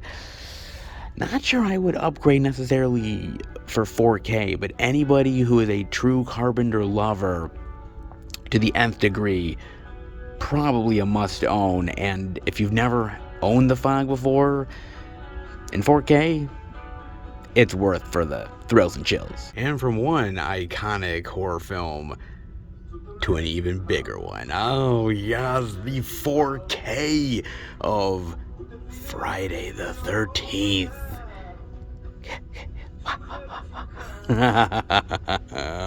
Oh man, the first Friday the 13th got the full K treatment, baby. Not half bad, not half bad at all, man. Legends never die, and Jason be one of them. Indeed it is. However, lest we forget that Jason was not the killer in Friday the 13th. It was Jason's mother, yes. Scream made that one possible. Indeed it did, man. I remember when that happened, right? And in the movie, the killer is like, who's the killer in Friday the 13th? And I'm like, Jason's mother. And she's like, Jason. And I'm like, oh. Yeah, she need to die. Oh, man. Oh, God, it really was great, man. Just being a horror fan and seeing that moment was just so great to me, man. It just was like, dude, God, I don't know if I'd survive a horror flick, but, you know, I'd have a 50-50 shot. I definitely would, man. But let's get back to a little bit of Friday the 13th love here. Let me tell you something, man. I feel like the first film tends to get a little bit forgotten within the weeds of the Friday the 13th franchise, right? Because when you think of Friday the 13th, you think of Jason motherfucking Voorhees. That's who you think of. And you're not wrong, because that's pretty much what the other films are centered around. But I love the idea of this woman, this grieving mother, who blames the camp counselors for her son's death and comes back to seek revenge. I love that shit. It's a great story. And for most of the film, it's literally a whodunit. And I think they do it pretty damn successfully. And not only that, but the kills. Oh man, the kills are great in this movie. Dude, the Kevin Bacon death alone is worth it. Dude, the arrow through the neck, classic. So damn good, man. Not only that, but you have one hell of a survivor girl in Alice. She's so great here. And, you know, it's so crazy to think that this movie really started a crazy trend. Because, yes, Halloween came out in 78, and Halloween really was the precursor for a lot of these slasher flicks, but it was really Friday the 13th that really opened up studios' eyes to the possibility of slashers being front and center, horror being front and center, and really dominating the box office. And it has remained that way since all that time, and it's really phenomenal to think about that. This little indie movie that Sean S. Cunningham did. I mean, originally, he wanted to make a soccer flick. I mean, seriously, this dude wanted to make a wholesome, family-friendly soccer flick. He couldn't get the money for it, so he figured, let me make this cheap little horror flick, not put a lot of effort into it, let's make the money back, and then make the wholesome, family-friendly soccer flick, right? Okay, cool. But what he didn't anticipate, what he didn't realize, was the fact that this would be so huge, so phenomenally loved and cherished, and people ate this shit up, that they wanted more. So eventually, that soccer flick, yeah, fuck that. We're doing more Friday the 13th, man. We're doing more blood, guts, gore, and maybe bringing Jason into the fold. Oh yeah, man, so good. And I still think this is one of the best of the franchise, man. It really is. And it established the mythology. It established Jason Voorhees. It established the mother and Camp Crystal Lake. And this is where it started it all. And it still impresses me to this day. It's still an absolute horror classic, a Halloween classic, one that you definitely want in the month of October, no doubt about it. And the ending, oh come on, man, the ending is so good.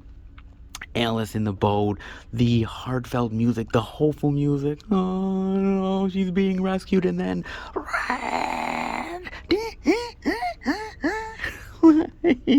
oh my god, Jason's alive. Maybe. Oh man, so good, dude, so impossibly good, man. This is such a really great franchise. I love Friday the 13th. It is one of my favorite horror franchises of all time, and it's movies like this that really prove why I love it as much as I do, man. It's just that damn good. I gotta admit though, I own 3 Friday the 13th box sets, man. I have this movie 3 times over. Alright, I do. I don't technically need the single 4K release. Alright, I really don't need it.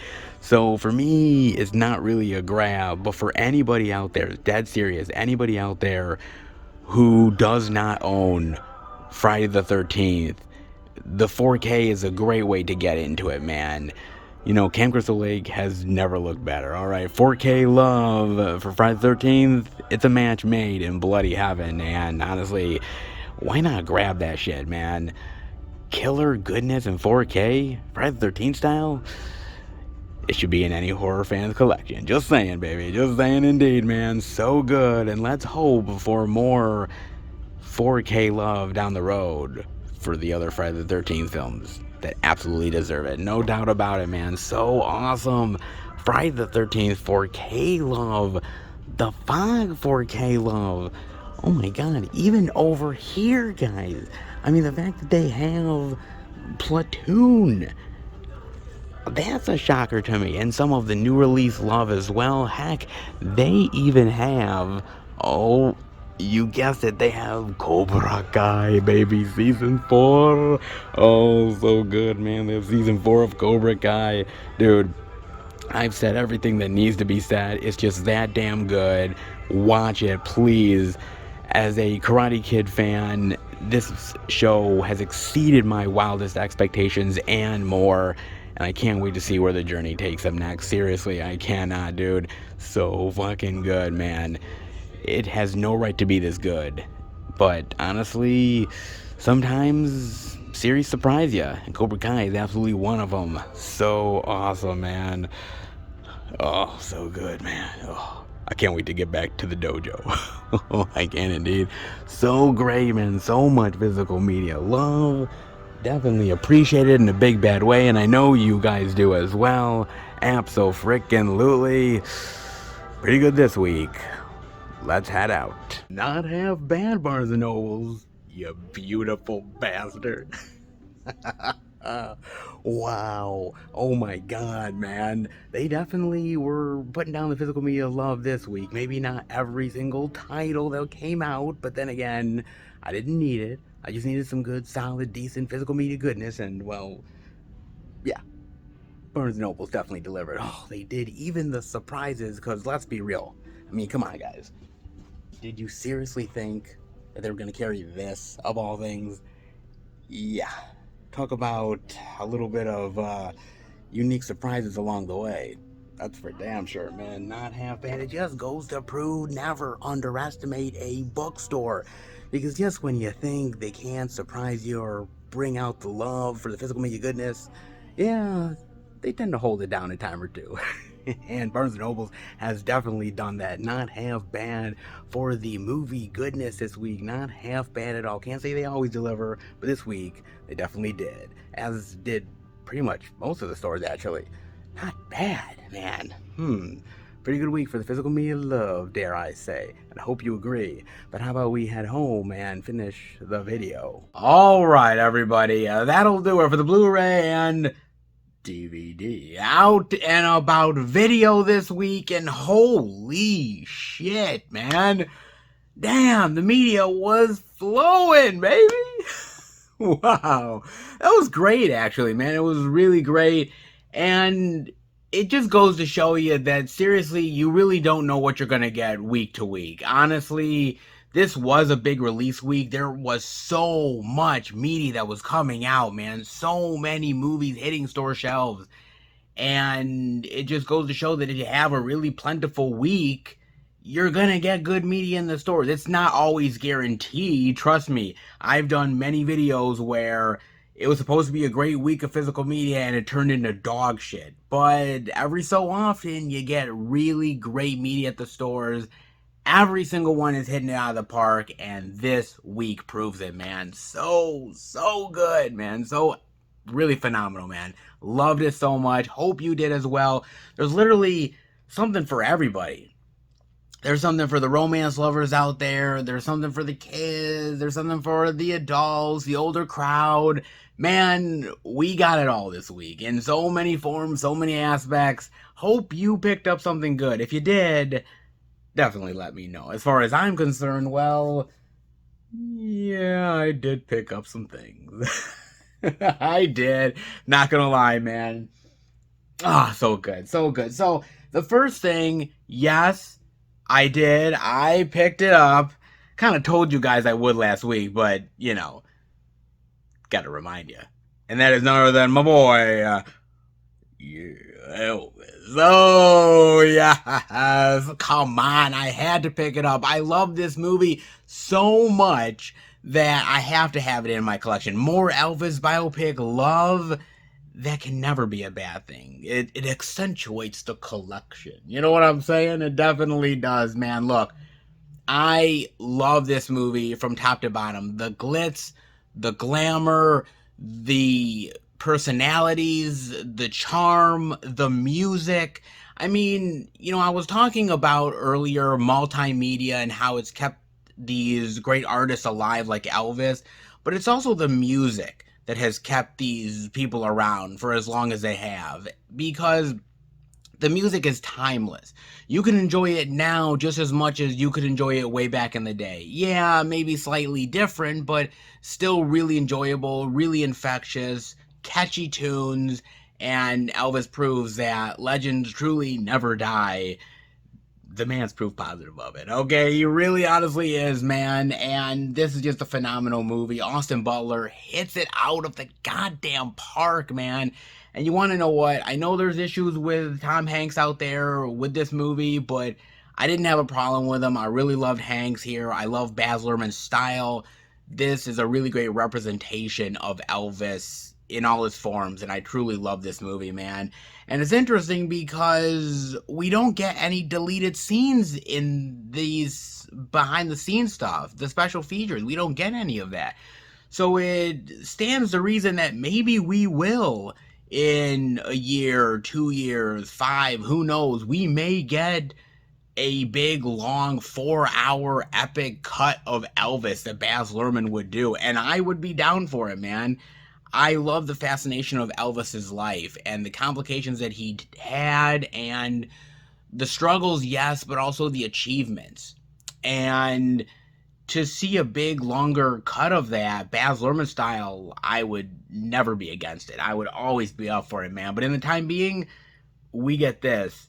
And this is fit for the king. Oh, indeed it is, man. Absolutely. So good.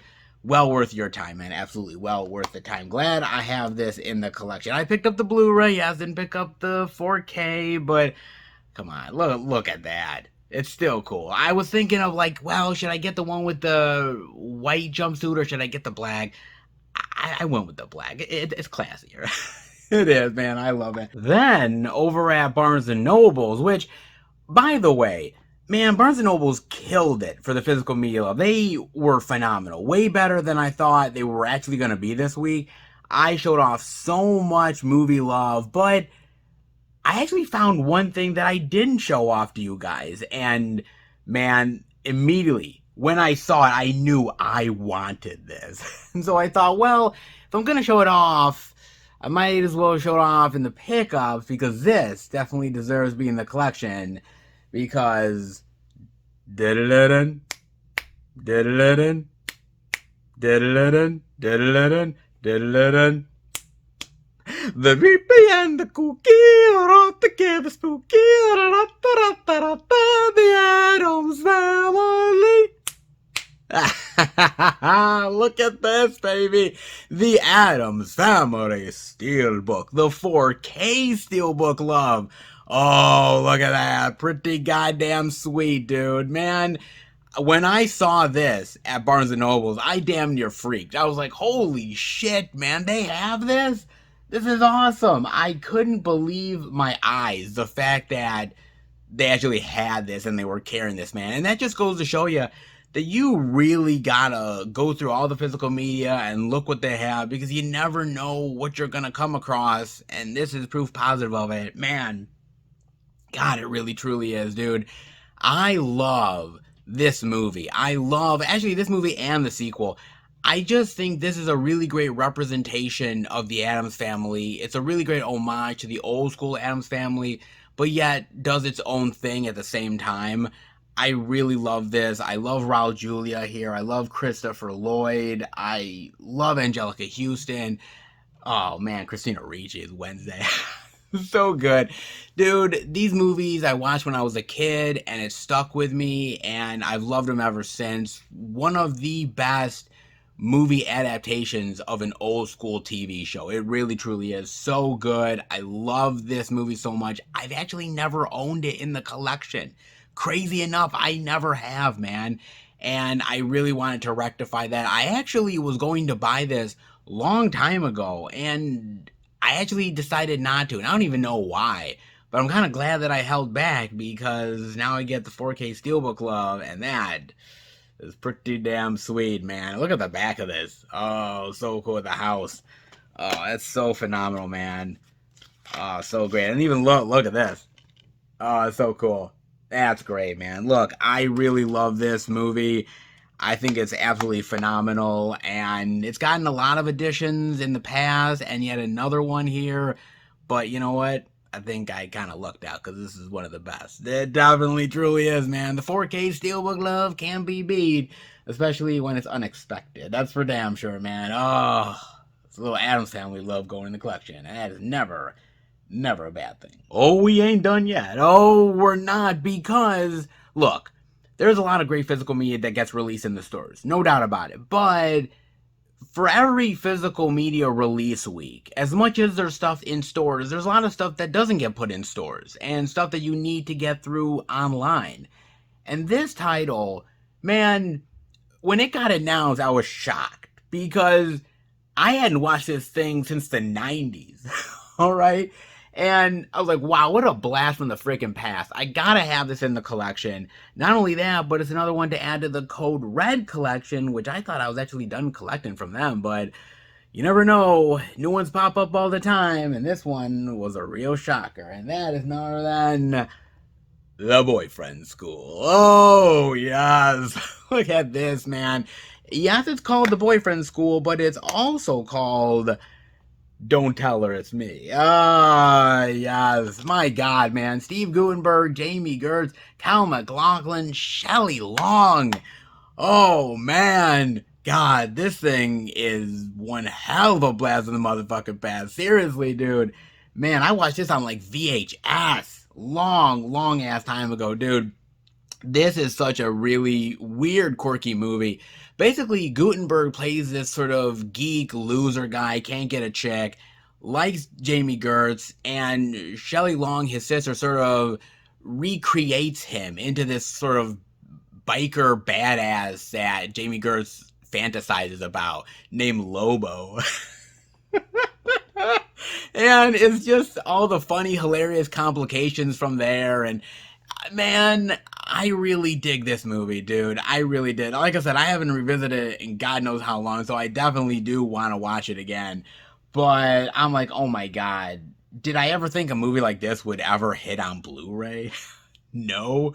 But then again, man, I've had a lot of stuff on my bucket list that has been crossed off over the years, and not saying this was part of the bucket list, but it was one hell of a surprise when I heard about it coming out. I was like, whoa, wow, man, from geek to chic in a few easy steps. Oh, indeed it is, man. God, you know, I love Steve Guttenberg, old school Guttenberg, Police Academy, and so many other really great stuff. Shelley Long, of course, and Jamie Gertz, Lost Boys. Come on, man.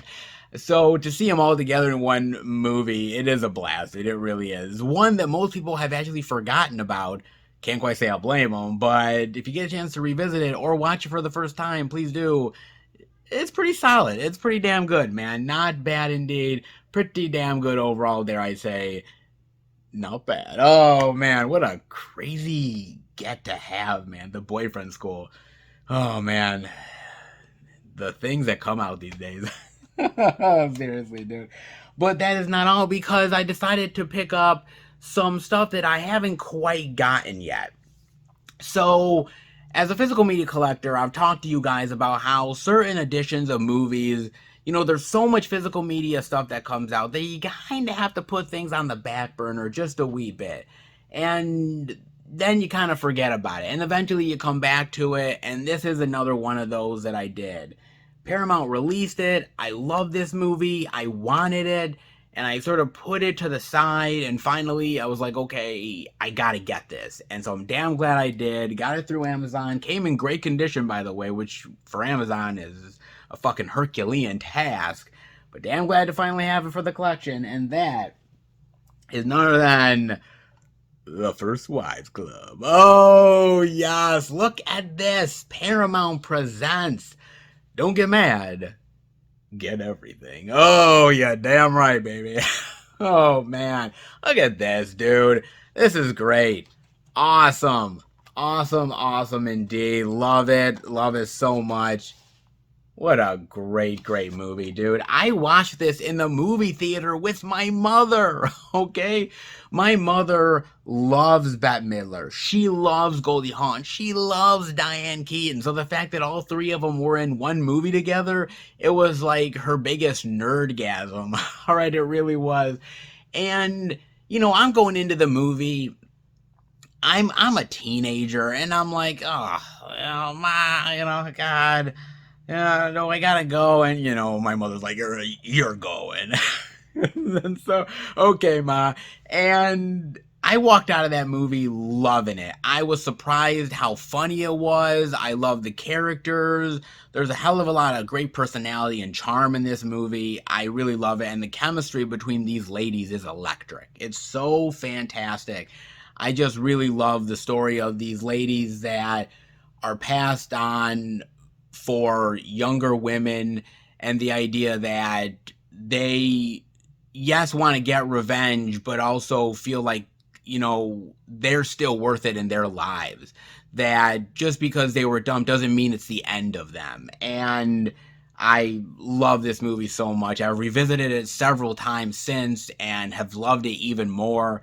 And I've always wanted it in the collection, and I never have, man. And when Paramount Presents was like, hey, we're going to put this thing out, I'm like, okay, man, I'm getting this because I really want it, dude. I mean, I'm getting it, yes, for me, but also the fact that, you know, it's one of my mother's favorite movies. She loves it, and so it's something to have for her, and it's a piece of nostalgia for me, just remembering the good times that I have with my mother, going to the movie theater, enjoying a film, laughing together.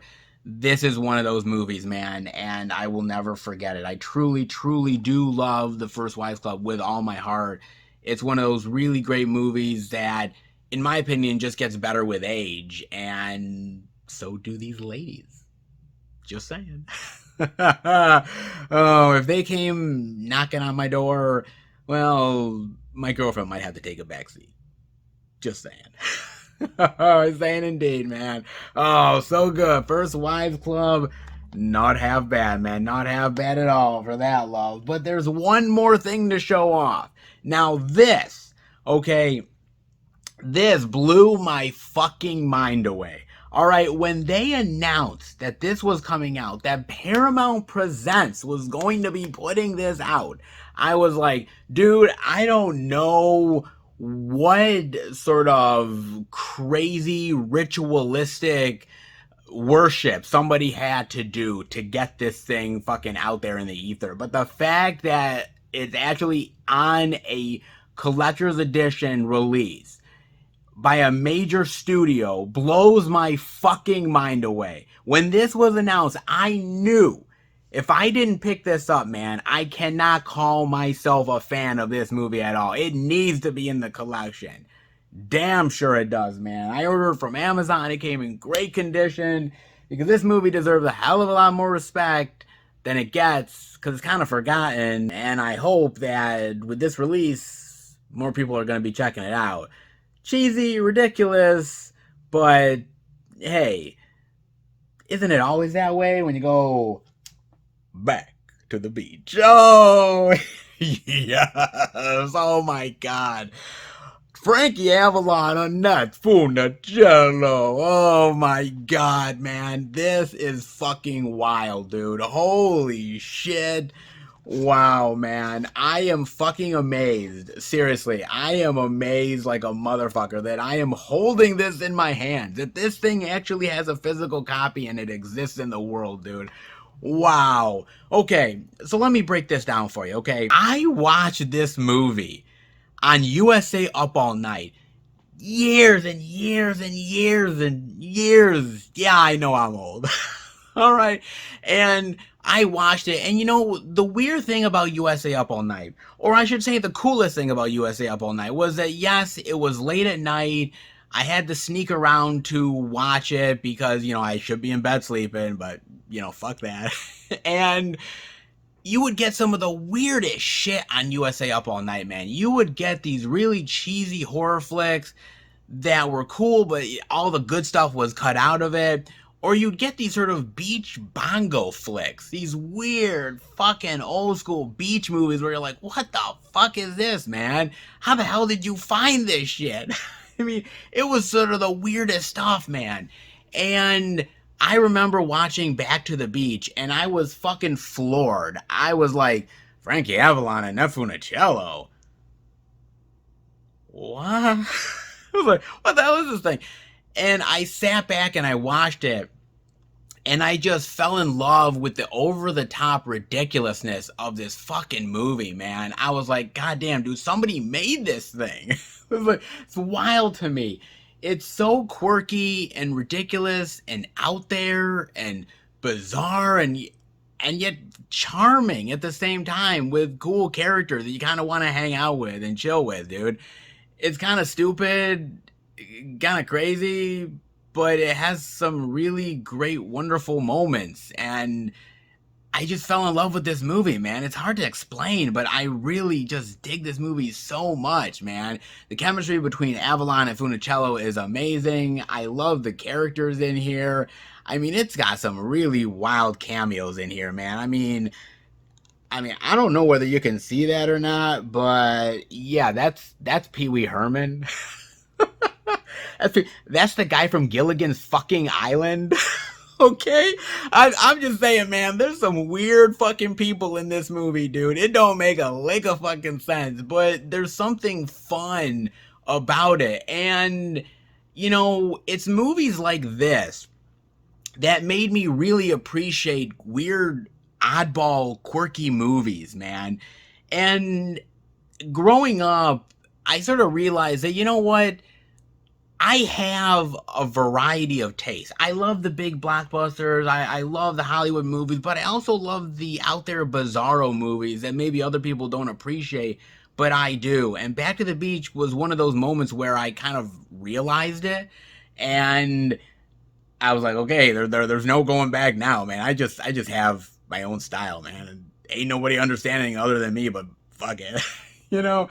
But it's just this weird beach bongo movie that is about this sort of like surfing competition, and Frankie Avalon enters the competition because there's these punks that are ruining his life and wanting to get with his wife, played by Neff Funicello. And I'm thinking to myself, God, they can't find younger chicks? Like, what? Okay, I guess that Neff Funicello is just that good looking. AARP anybody? I mean, what? It's just so weird, and at moments you're just like, I don't know what the fuck they were thinking making this movie, dude, but I just have a ball watching this. I haven't watched this for ages, but when Paramount Presents announced this, when they said they were putting this thing out, I was like, holy shit, man. What in God's name did I do in life to deserve such a beautiful addition? Oh, Back to the Beach. Oh, thank you, physical media gods. Oh Lord, this is just weird, dude. And it's one of those movies that not many people is gonna know about. Okay, a lot of you out there are not even gonna think this thing was a movie, but it actually was. It existed. It's actually been out there in the world. People have seen this shit. Maybe not many people remember it, but I do. And goddamn, man, I'm so glad to have this thing, man. That's Lori Loughlin, dude. Fucking Full House. What the hell? Oh my God. This is crazy how many fucking people are in this movie and all the weird hijinks in here. I can't say it's for everybody, man. This thing is weird, dude, but I have a certain sense of the movies that I like. It doesn't have to make sense to anybody. It just has to make sense to me. And Back to the Beach was one of those moments where I was like, dude, this is odd. Man, I don't know what the fuck I just watched, but I know I loved it. That's for damn sure, man. Jesus, this thing is a blast from the past, dude. It really honestly is. And man, you know, I can't say that it's gonna be for everyone, but it's definitely a experience that you have to at least watch once. Just once.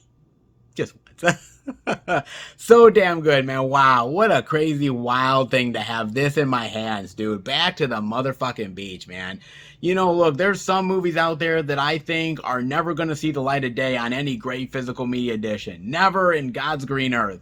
And then there's movies like Back to the Beach that somehow, some way, crazy enough, actually gets a fucking release, man. And God bless Paramount for doing this. I don't know who makes decisions at Paramount. I don't know who was the one that decided to give this a Paramount Presents line, but you know what, man? God bless your heart. I want to shake your goddamn hand because you have made my life complete. You really have, dude. Wow. Oh, this is so great, dude. Oh my God. I thought I'd never see the light of day having this in the collection, but God bless the physical media gods, baby. Oh my Lord. Thank them indeed, because boy, oh boy, was this one hell of a physical media week for me. That's for damn sure, man. Let's put it this way. The physical media love was definitely on my side. And before I let you guys go, I gotta talk about this. We're back on the streaming war train yet again. Back with Netflix, because I can't get enough. From no film school, is Netflix creating a cinematic hell that we can't escape? Let's dive in, shall we? There is no doubt that Netflix is a behemoth in the world of cinema. Despite being a platform that showcases movies from a wide range of genres, filmmakers, and budgets, Netflix has dipped its toes into the production world to capture the attention of its subscribers for a little bit longer. Despite the recent loss of followers and revenue in this post-pandemic world, Netflix still stands at the top of the streaming hill, looking down at the cinematic world with an iron fist. With original films and shows that range from excellent to questionable, it seems like there is a never-ending supply of Netflix shows and films to watch. The thing is, all these films and shows feel the same. Why? It feels like the death of true artistic cinema is at our doorstep, but why exactly? Wisecrack breaks down why the production of cinema is changing, how Netflix is influencing this change with its billion-dollar algorithm that is constantly keeping us stuck in a cycle of our own creation, and if we can escape the impending doom of cinema as an art. Very heavy questions, man. Very heavy questions indeed. Netflix is not only dominating as a streaming platform, but as a movie production studio as well. In 2021 alone, Netflix produced 129 films that spanned multiple genres, from Ramin Bahrani's foreign language prestige film The White Tiger, to action westerns like The Harder They Fall, to the disturbing thriller genre with films like Gerald's Game. Despite the wide range of genre films, each Netflix-produced film has a unique aesthetic that is quintessentially Netflix. If you look closely at Netflix's films, you will start to notice that the cinematography tends to feel very slick, manufactured, and smooth. Bahrani, who made a name for himself with his gritty, realistically styled dramas, essentially succumbed to the clean and polished Netflix aesthetic. While there are a few exceptions to the Netflix aesthetic, those are films reserved for Oscar bait, directed by big-name directors like Martin Scorsese, Guillermo del Toro, and the Coen brothers. Besides these exceptions, Netflix has found that low contrast and a glamorizing, soft focus are pleasant on the eyes and will make the viewer feel comfortable choosing any Netflix original. Everything begins to look the same, despite the stories ranging from good to bad to completely awful.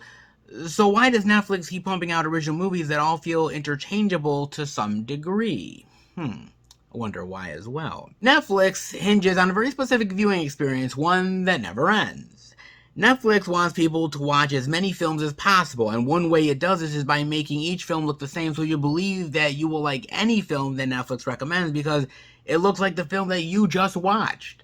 There is no risk of surprising your taste, and Netflix knows this. The algorithm tracks your passively and actively given data, sorting your recommended movies into one of its 2,000 taste groups to keep you watching. Of course it does.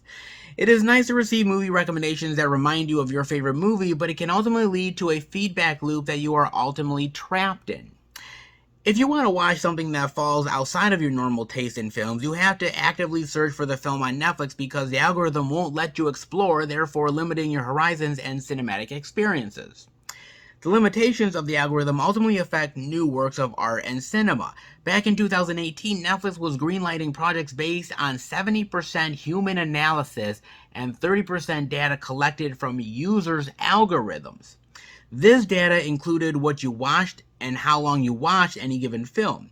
Instead of following film tropes that were naturally evolving through pop culture, a computer has started playing storyteller, interpreting what we want rather than concerning itself with creative stories that evoke an emotional response from the viewer. The AI is out of touch, yet we can't resist it. It holds our attention rather than existing to be art. There is no risk factor when the algorithm creates a story, and this type of commercial filmmaking is preoccupied with holding your attention via high-voltage special effects, laser-fast editing cuts, and assuming that we are only interested in watching what we've already watched. Most filmmakers who are creating new art are evoking old styles of art in their work, fundamentally ripping off established works that the cultural collective has decided is good and making truly groundbreaking work that pushes the original ideas beyond their boundaries. Filmmaking and creative minds in general are always inspired by each other to make good work in the postmodern world, but the supreme value of the new end of innovation can produce a lot of similar styles. Indeed it can. The economic urgency of producing fresh waves of the same thing at a greater turnover rate is the culturally logical move of late-stage capitalism, as art, with no intentions of being either good or bad, is now a product to be sold and consumed. Demand for the production of new films has skyrocketed, though. We as viewers want more and more media to consume, and Netflix is here to provide it. While it has always been the case that some cinema is classified as art and some is nonsense that we passively enjoy, Netflix has become a platform of quantity over quality. Netflix CEO Ted Sarandos has stated that when critics speak to specific audiences who care about the quality of how objectively good or bad a movie is, these critics are not speaking to the masses. To Sarandos, the masses don't care about quality. So why would Netflix bother? That's also a good question. Interesting indeed. Sarandos' reasoning highlights a change in how people are engaging with content, which is to say that they are not engaging critically with the art of cinema at all. People watch without engaging with the experience, mindlessly consuming to the point that we become less autonomous, more obedient, suggestible, and easier to coerce. If we are afraid to discover anything new or become critical about the media we consume, we are trapped in a rotating cycle of safe cinema that isn't safe. It's limiting. I'm not saying that easy and passive watching is all around terrible. I have my comfort movies and shows that I love to rewatch and put on in the background while I'm doing other things. But passive watching cannot be all we want. When we do stop actively watching, we are telling studios and production companies that mindless entertainment is what we want and desire. Creative filmmaking is stunted, and the cinema we get is the same film over and over and over again. So are we getting the cinema we want, or is the algorithm deciding what we watch? Are we trapped in a cinematic hell of our own creation? And if so, how do we escape it? God, that is really fascinating stuff, man. Really, truly fascinating indeed. And honestly, it makes you think about what you watch next, don't it? Indeed it does, man. Look, I'm going to be honest with you. When I read that article for the first time, I was even thinking about it in my own mind. I'm like, God, what have I watched on Netflix, dude? Like, man, am I just going through the motions of cinema? Am I just watching whatever is regurgitated to me because that's just what it is at this point? And I'd like to think no, but I can't exactly say that. I mean, it's weird because I do love Netflix, and I find Netflix shows and movies very entertaining, and I've always enjoyed the quality, or at least what I thought was quality. And to me, I think now reading this article, it really hits me that honestly, it's just there for the sake of being there. They're just throwing so much spaghetti at the wall that something's bound to fucking stick at some point. I mean, even in the article, they said 2021, they produced 129 films, man. 129 films. Ain't no other studio doing that shit. Okay? They are just going around and just like making it rain, dude. Damn, man. I mean, money galore. And in some ways, I think the creativity is sort of lost at that point. Because when you're doing 129 films, when you're doing so many projects back to back to back, you really have to make everything like it's in an assembly line at this point, because that's the only way you're going to get it through at any fast pace. Is it's got to be this way, done this specific style, and if a filmmaker doesn't like it, then it doesn't get made. And nowadays with cinema, especially movie theaters, they are a dying breed. And a lot of product is not going into the movie theaters like it was even 5 years ago. Streaming has become the place where a lot of filmmakers and artists work nowadays. And so a lot of these companies are basically saying, look, it's our way or the highway. You're either going to do what we want or you're not going to work. That's it. And so a lot of these filmmakers just have to go with it. But unless you're, as this article says, a Martin Scorsese, if you're somebody that has big clout within the industry and Netflix feels like this could be an Oscar contender, that's the only way you are going to get something that's outside the box. You look at something like The Irishman, that is totally like askew of what the regular Netflix thing is. But again, that was an Oscar contender. That was Martin Scorsese. They thought, okay, this is a thing that we can do that's going to be different, but yet the Oscar bait. So those movies are really fascinating, but they are a dime a dozen. And this article really opens your eyes to looking at the algorithm. And as I talked to you guys about the algorithm earlier, this is a problem with Netflix ultimately. Because, you know, there are certain things that I watch with my girlfriend, and then Netflix will recommend all these other types of shows that are similar. But I don't like all these other fucking shows. I like that show. But because I watched it, then they recommend me all this other shit. So what I have to do is I literally have to go through the search bar and literally put in, you know, G, H, and put in these letters. And hopefully it comes down to something that I love. And unfortunately now, you are being force-fed stuff on a daily basis by these algorithms, by these computers that think they know you based on something that you've previously watched. And as I've said to you just a few minutes ago, I have a very eclectic taste. I like Hollywood blockbusters, but I do like the offbeat movies like Back to the Beach. I like this movie. Not many people know about it, but I like it. And it's off-kilter. It's not a Titanic. But I can enjoy a Titanic just like I enjoy Back to the Beach, like I enjoy Snakes on a Plane, alright? And I have a wide variety. But an algorithm is never going to know that. A computer is never going to understand it.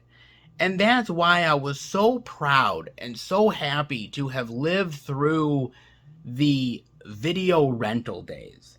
Because video rentals was, in some ways, the algorithm. You would go into a Family Video. You would go into a Blockbuster.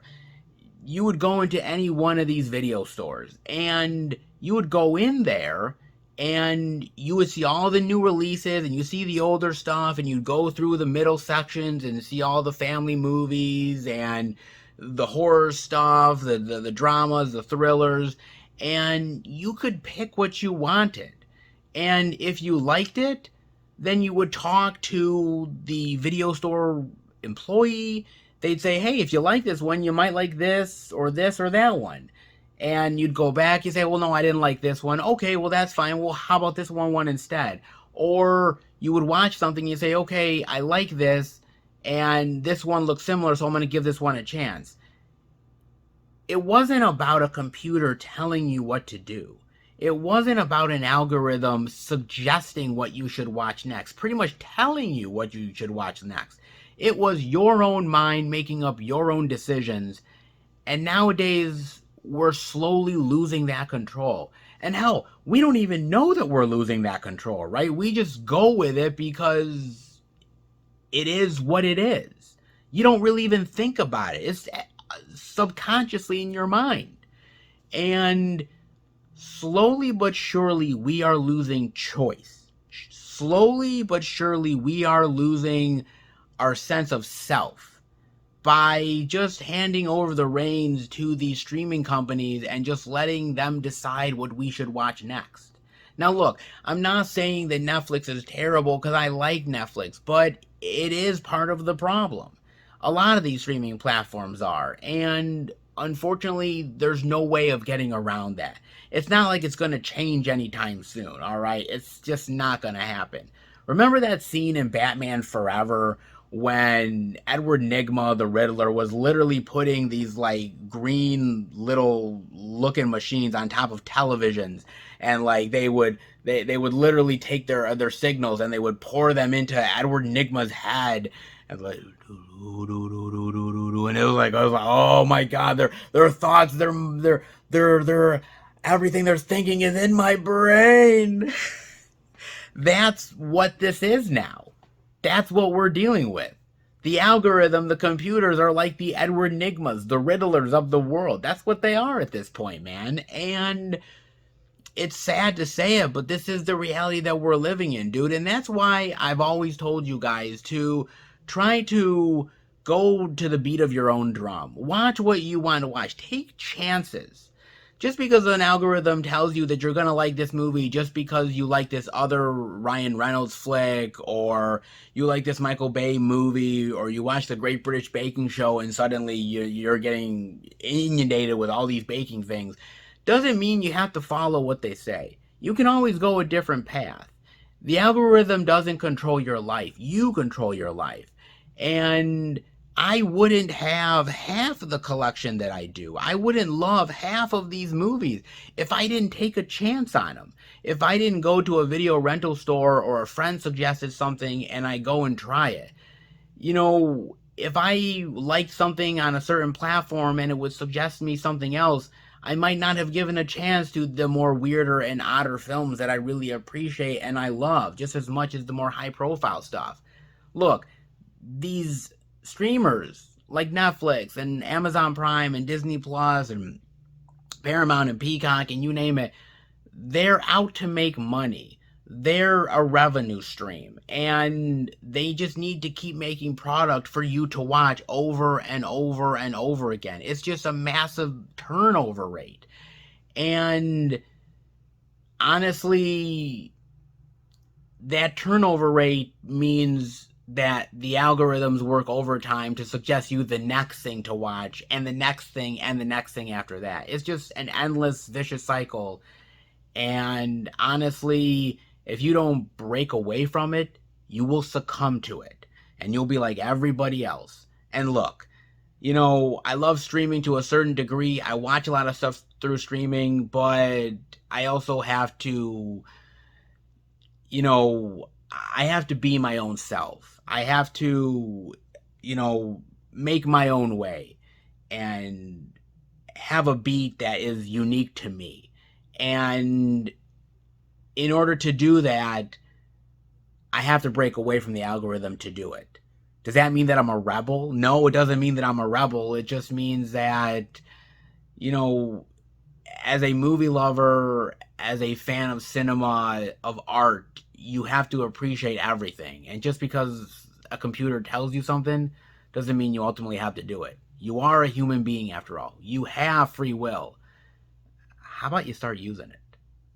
Just saying, guys. Definitely let me know what you think about that, man. It's an interesting idea to think about. Something that you don't really even have a thought about at times.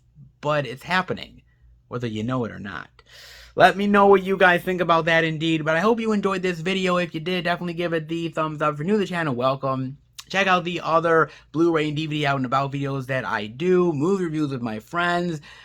Blu-ray pickup videos, live streams, movie hunting, you name it, all the old content and newer content that is slowly but surely heading your way in due time.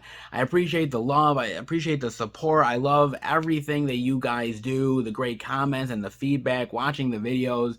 You guys show me the love, and hopefully I show the love right back to you. So if you like what I do, how I talk about movies and physical media, definitely hit subscribe. Click that notification bell so you'll be notified every single time that I make a video. Also keep updated with everything I'm doing through Instagram, Facebook, and Twitter. FilmFan108. Keep updated with everything I'm doing, plus special pictures and videos I do from time to time on social media as well. And if you guys would like to send the channel any movie-related goodness, you can do that. The P.O. Box is in the description below. It is not expected. It's not. But it is definitely appreciated. You guys have gone out of your way to do some amazing things for me. Send me some amazing stuff. And it's blown my mind. And I'm so grateful to each and every one of you who have sent stuff my way. And you've asked, hey, where can I send it? The P.O. Box is the place to be. And I can't wait to see where the adventures take me next. Can't wait to see what's in the P.O. Box, guys. So definitely send away if you are interested. But I suppose that is done for the video, man. There was so much stuff to talk about, so much physical media love. And let's hope that the next video is the same. But I will see you back next time for a brand new out and about adventure. Take care, everybody. And remember, happy hunting.